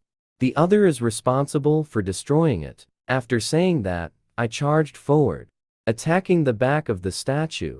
The next second, the girl raised her head again. The terrifying beam instantly fell on the spot I had just occupied. But with my current speed, I could only barely dodge the attack. If I kept dodging and consuming stamina, I might be hit in no time. The statue's magic power seemed inexhaustible. The beam swept through the room, causing destruction. Even the waves raised by the aftermath blew several people away. Bella once again saw this terrifying gap. The battle in front of her was not something she could join. I was frantically dodging the beams around the building, aiming and then fiercely throwing the iron sword forward. The iron sword hit the shield, producing a piercing sound of metal clashing. The statue's beautiful eyes instantly closed, then turned its body towards the source of the sound. Sure enough, the louder the sound, the more likely it is to be attacked first. I picked up the iron sword from the ground and immediately swung it forward. Unexpectedly, at the moment of contact, the iron sword shattered into countless fragments. Damn, how could this happen? Is this guy really that tough? On the other side, Rokuro also entered the attack range. The full force strike of the demon's arm instantly fell towards the statue's position. The statue reacted, but it was too late. This is the price of injuring the second young lady. The terrifying blow spread like ripples on a calm surface, instantly expanding. The entire floor of the room shattered. Unexpectedly, the sculpture that took all the damage only had a crack appear. Rokoro watched this scene, completely stunned. If such an attack can't be effective, before he could continue to think, the statue delivered a flying kick, instantly breaking several of his ribs. The statue's power completely crushed him, gripping Rokoro by the neck. A feeling of suffocation hit him, and Rokoro couldn't break free from this suppression. I swung the large hammer on the ground, charging towards the back of the statue. Unexpectedly, at that moment, a faint beam of light appeared. When I saw what was in front of me, I was completely stunned, and I suddenly appeared on the back of the statue's head. An attack came, shattering the hammer in the blink of an eye. Are you kidding me? This is way over the top. The sleeping girl completely erupted, conquered by this tingling sensation. The statue couldn't help but let out a few charming cries. The people present looked at this scene, clearly in shock. Rokoro faced the full force blast of the sleeping girl. Dolly saw this, rushed forward with heartache. By the time Bella reacted and wanted to stop it, it was already too late. The sleeping girl turned her head at the sound. A laser shot out instantly towards the source of the sound. Bella suddenly pulled back hard, trying to bring Delilah back to the interface. Rokoro's face was filled with terror. He forcefully blocked the beam with his hand. The laser crazily burned outside the demon. Cyrus, hurry up and take action. Push this statue down. Rokoro shouted in immense pain at that moment. I can barely hold on. Hearing this, I pushed forward with all my strength. But unexpectedly, I directly pressed on the statue's forbidden area. What's going on? This statue actually has a temperature. At this moment, the sleeping girl's pretty face instantly turned red. Then she threw both of us out, but the tingling sensation on my chest was still continuously stimulating her nerves. The sleeping girl covered her proud area with one hand, frozen in place like a shy little girl. It was then that I realized, this guy actually closed his eyes. Rokoro's handprint had withstood 2 attacks, and was completely out of commission. In the next second, the sleeping girl turned around to look back again. But, at this moment, Rokoro had no strength to resist. Seeing this, I instantly stood in front of Rokoro. You need to retreat quickly. I'll handle this guy. Rokoro shouted. You idiot. Hurry and leave. Your body can't withstand the attack. At the moment the sleeping girl shot the laser, I fiercely threw myself back into his arms again. This wonderful feeling instantly left his mind blank. The attack uncontrollably hit the ceiling. It really worked. Looks like I was right. This guy is also a female beast, and she could clearly feel the touch. What are you dawdling for? You better hurry and retreat, you idiot. I'll cover you. Seeing this, Rokoro no longer hesitated. He charged towards the boundary. The statue, hearing the commotion, struggled to look towards the source of the sound. I also increased the pressure in my palm, continuously launching attacks at it. The sleeping girl could no longer withstand it. She stopped the relentless attacks.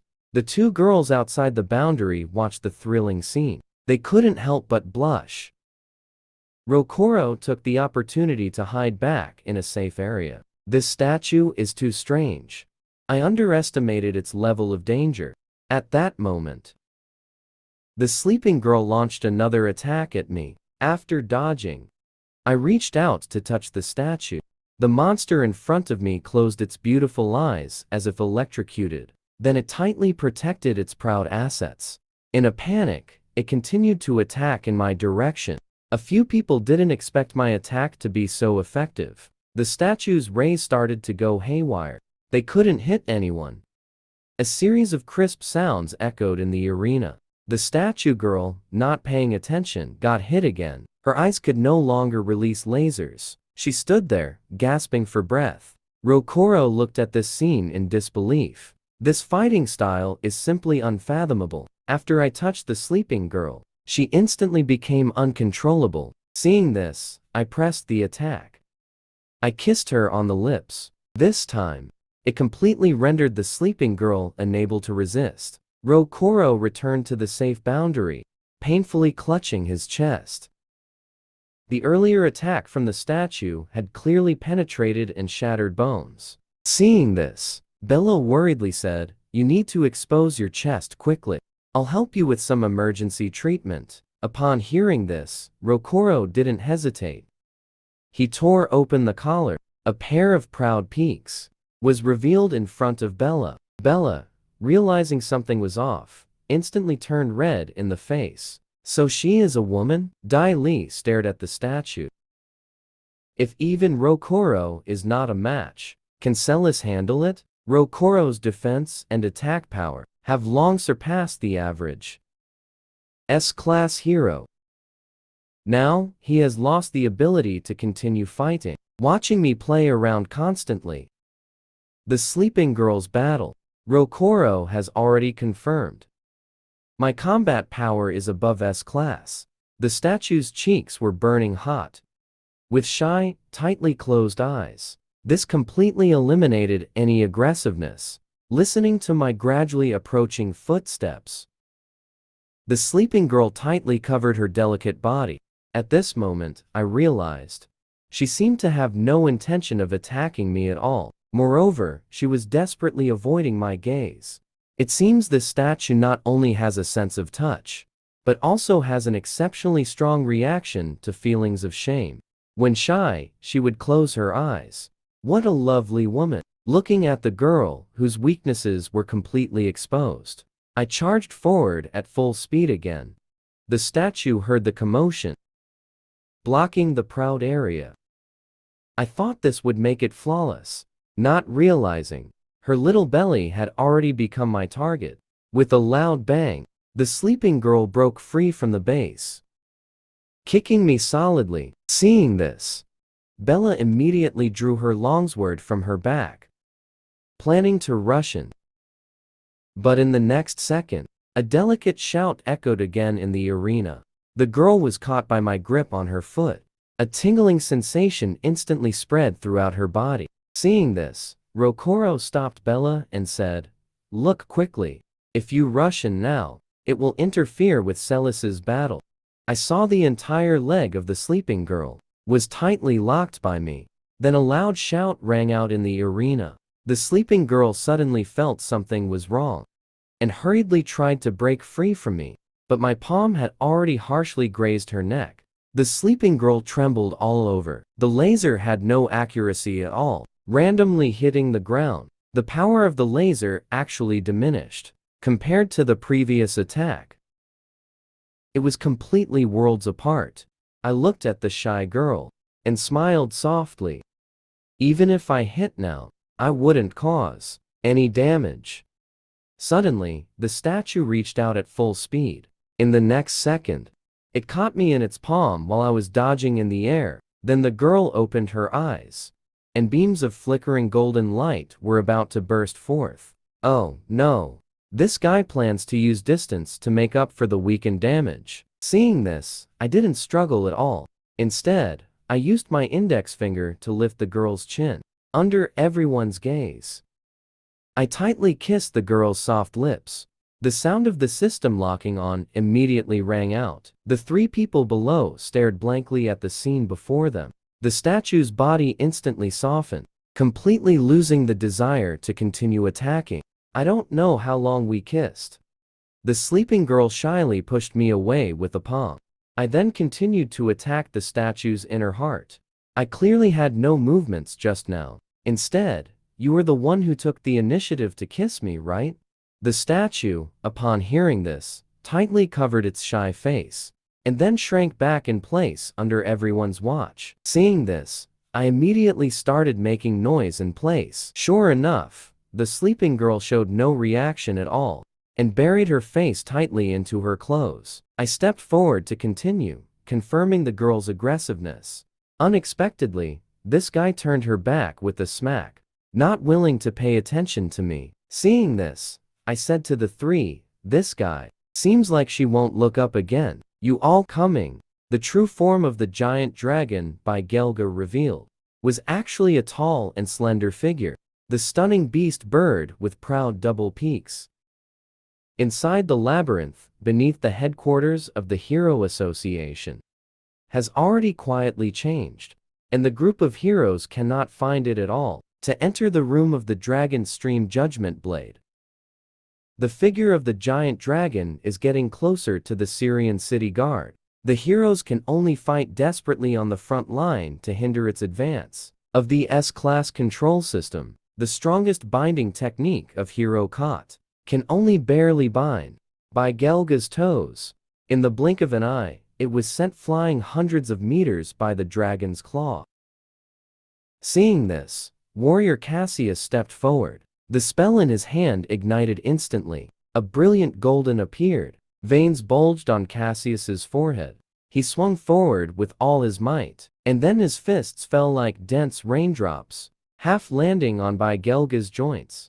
The dragon girl did not move at all, watching the humans before her like ants. With a disdainful smile, the true form within the massive shell revealed itself, with frost-like beautiful eyes, emanating an overwhelming pressure, so annoying. This group of weaklings, the delicate body, wrapped in silver hair, slowly unfolded. Every time I revive and eat, there are always these flying FLIs to disturb me. After saying this, Gelga raised her slender finger. The giant dragon made the same gesture and swatted Cassius away. The in the air instantly shattered and dissipated like paper. The overwhelming damage directly shattered Cassius's internal organs. I heard him shout, "Push forward, all of you, no matter the cost. Once this monster steps into Syrian city, all the civilians will become food in its mouth." At this moment, I have arrived at the room where the dragon stream judgment blade is hidden. However, just as I pushed open the stone door, the surrounding magical power suddenly poured out from every crack. The other hero teams entering the labyrinth were also enveloped in magical power, as if some mechanism had been triggered. The terrain around rapidly changed. I pushed the stone door forward with all my strength, not noticing the changes around me at all. Suddenly, the Hero Guild was enveloped by a strong shockwave. The anomaly in the town center was witnessed by many civilians. The headquarters of the guild in Syrian city vanished as if it had evaporated. The heroes in the labyrinth sat down in a deep pit. The building actually disappeared. Could it be because Celis opened the door? At that moment, Devon suddenly weakened in his legs and fell into Rokuro's soft embrace. Lower-level heroes were affected by the shockwave to varying degrees. A dungeon that can contain such terrifying magic power can only be matched by legendary artifacts. The clear-headed heroes all noticed the dragon stream judgment blade at the center of the pit. Because I was the closest, I actually heard a strange sound. The judgment blade emitted a delicate shiver. How annoying. Why are there people all around? So embarrassing. Just as I was puzzled, wondering if I was also affected by the shockwave, the judgment blade spoke again. Don't look at me with that kind of gaze. I'm not wrapped in a sheath. I'm completely naked right now, in a state of being utterly bare. So shameful. Why are you still staring at me? If you don't close your eyes, I will start to release my pressure. I was instantly dumbfounded. The artifact in front of me actually has a personality. Here comes the world-destroying divine sword. The spirit of the dragon stream judgment blade appeared. It was a proud and shy girl. After the judgment, Blade let out a delicate shout. A torrent of sword intent swept through, engulfing all the heroes on the field. More and more people lost consciousness and fell. At this moment, I, who was closest to the storm of attacks, stood still without moving at all. Then, that familiar female voice came to my ears again. What's wrong with this man? Why is his body so strong and powerful? My pressure actually can't cause him any harm at all.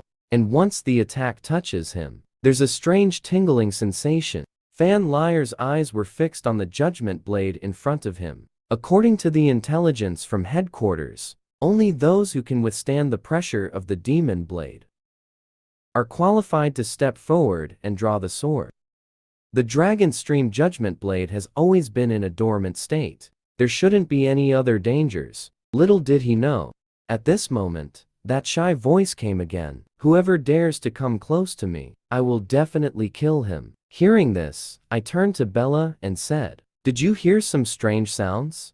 The two immediately shook their heads and said, "Is there any noise?" "What did you hear?" Just then, Tyre suddenly appeared, rushing towards the Dragon Stream Judgment Blade. Seeing this, Rokoro shouted at me, "Saris, hurry up. The first person to draw the sword will have a higher success rate. Don't let others take it away." Hearing this, I looked at Tyre as if he were a fool, staring at the inflated Tyre.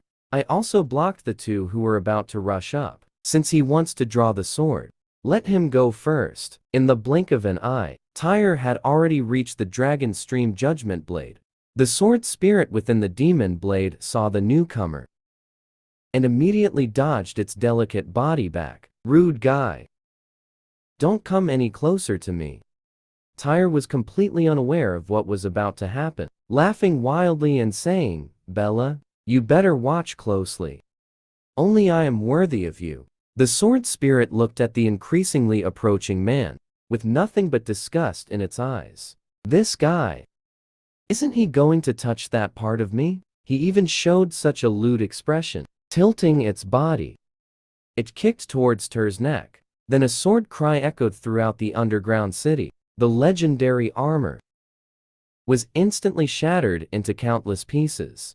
Hit by this powerful force, Tyre came to his senses, only to find that he had actually been sent flying. What a fast attack!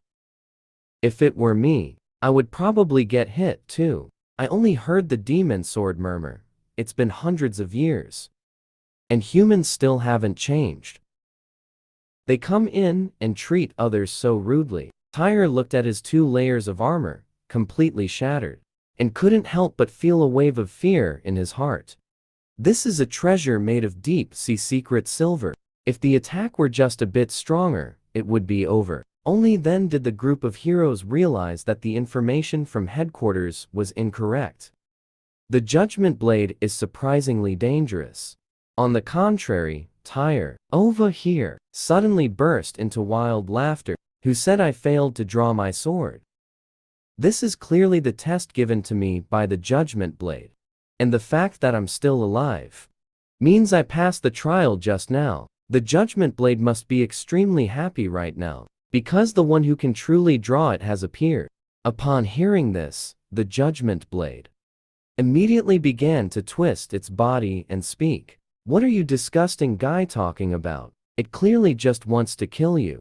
At the moment, the Judgment Blade was distracted. Tyre quickly closed in, extending his evil magical hand towards it. In the next second, the hilt of the Judgment Blade was tightly gripped in his hand. At the same time, the sword spirit's neck was also firmly grasped. In an instant, countless sword energies erupted around, slashing towards Tyr's entire body. The heroes watching from below were misled by Tyr's words, thinking the demon swordsman was testing Tyre. At this moment, the killing intent in the sword spirit's eyes grew stronger. "You idiot! You hurt me. Hurry up and let go." Seeing the attack getting weaker, Tyre pulled the hilt out with even more force. "Bella must be watching me right now. The one recognized by the Judgment Blade is me. Not that useless Saris." The cheers in the arena grew louder, shouting Tyr's name. At this moment, a cold, killing intent flashed in the eyes of the Magic Blade's sword spirit. How could there still be people cheering? Realizing something was wrong, I immediately took the 3 of them and ran back at full speed.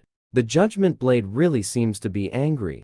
In the next second, centered around Tyre, countless terrifying blades erupted. All the heroes were instantly sent flying. After doing all this, the sword spirit coldly looked at the scene before it. No one is allowed to get close. The tainted arrogance. The sword spirit, upon seeing me, breath became chaotic. My body felt hot. As long as a thought of resistance arises in my heart, The tingling sensation would make my mind go blank. In the end, I could only let her delicate body be touched by me at will. The moment Tyre angered the judgment blade, he was blasted away by the pressure. The tank behind had not reacted yet, and was struck down with a sword that severed his arm. The blonde woman supporting Tyre was already stunned by the scene before her, confirming, with a cold glint in her eyes. She slashed again towards the position of the few people. Seeing the sword energy was unstoppable, slashing towards her position, the blonde girl desperately lifted the unconscious Tyre to block in front of her. At that moment, a figure appeared in an instant. The harsh sound of iron clashing exploded. Fan Lear extended his arm, blocking the terrifying blow. I could see the veins bulging on his forehead. Pushing forward fiercely, he actually broke through the sword energy with sheer brute force. The dragon stream judgment blade glanced at him and said, "What a hard body." No, it's armor. The wild battle tiger, known as the human divine shield. Fan Lear gradually emerged from the dust, the lowest level warrior in every squad. Taking the injured away from here. Everyone else stays behind. As soon as the words fell, cold light gathered around Fan Lear, and in the blink of an eye, he was covered in steel armor. I am the hardest shield of humanity, and you are the sharpest blade among weapons. We are simply a match made in heaven. The demon sword raised. The jailer swung out a blade, flying towards Fan Lear's face. Do not let it touch the armor, or it will dissipate like flowing light. The judgment blade's eyes widened in surprise, staring blankly at the increasingly approaching Fan Lear. Seeing the cheers in the arena growing louder, Dragon Stream, Judgment Blade, slowly raised its two slender legs. This attack was clearly more terrifying. Seeing this, Fan Lear raised his arm to block in front of him. A loud explosion sounded. The sword energy shattered again, turning into countless streams of light. Fan Lear suddenly stomped his foot on the ground, steadying his stance. "Come on, become my weapon, Fan Lear. I will take you to new heights."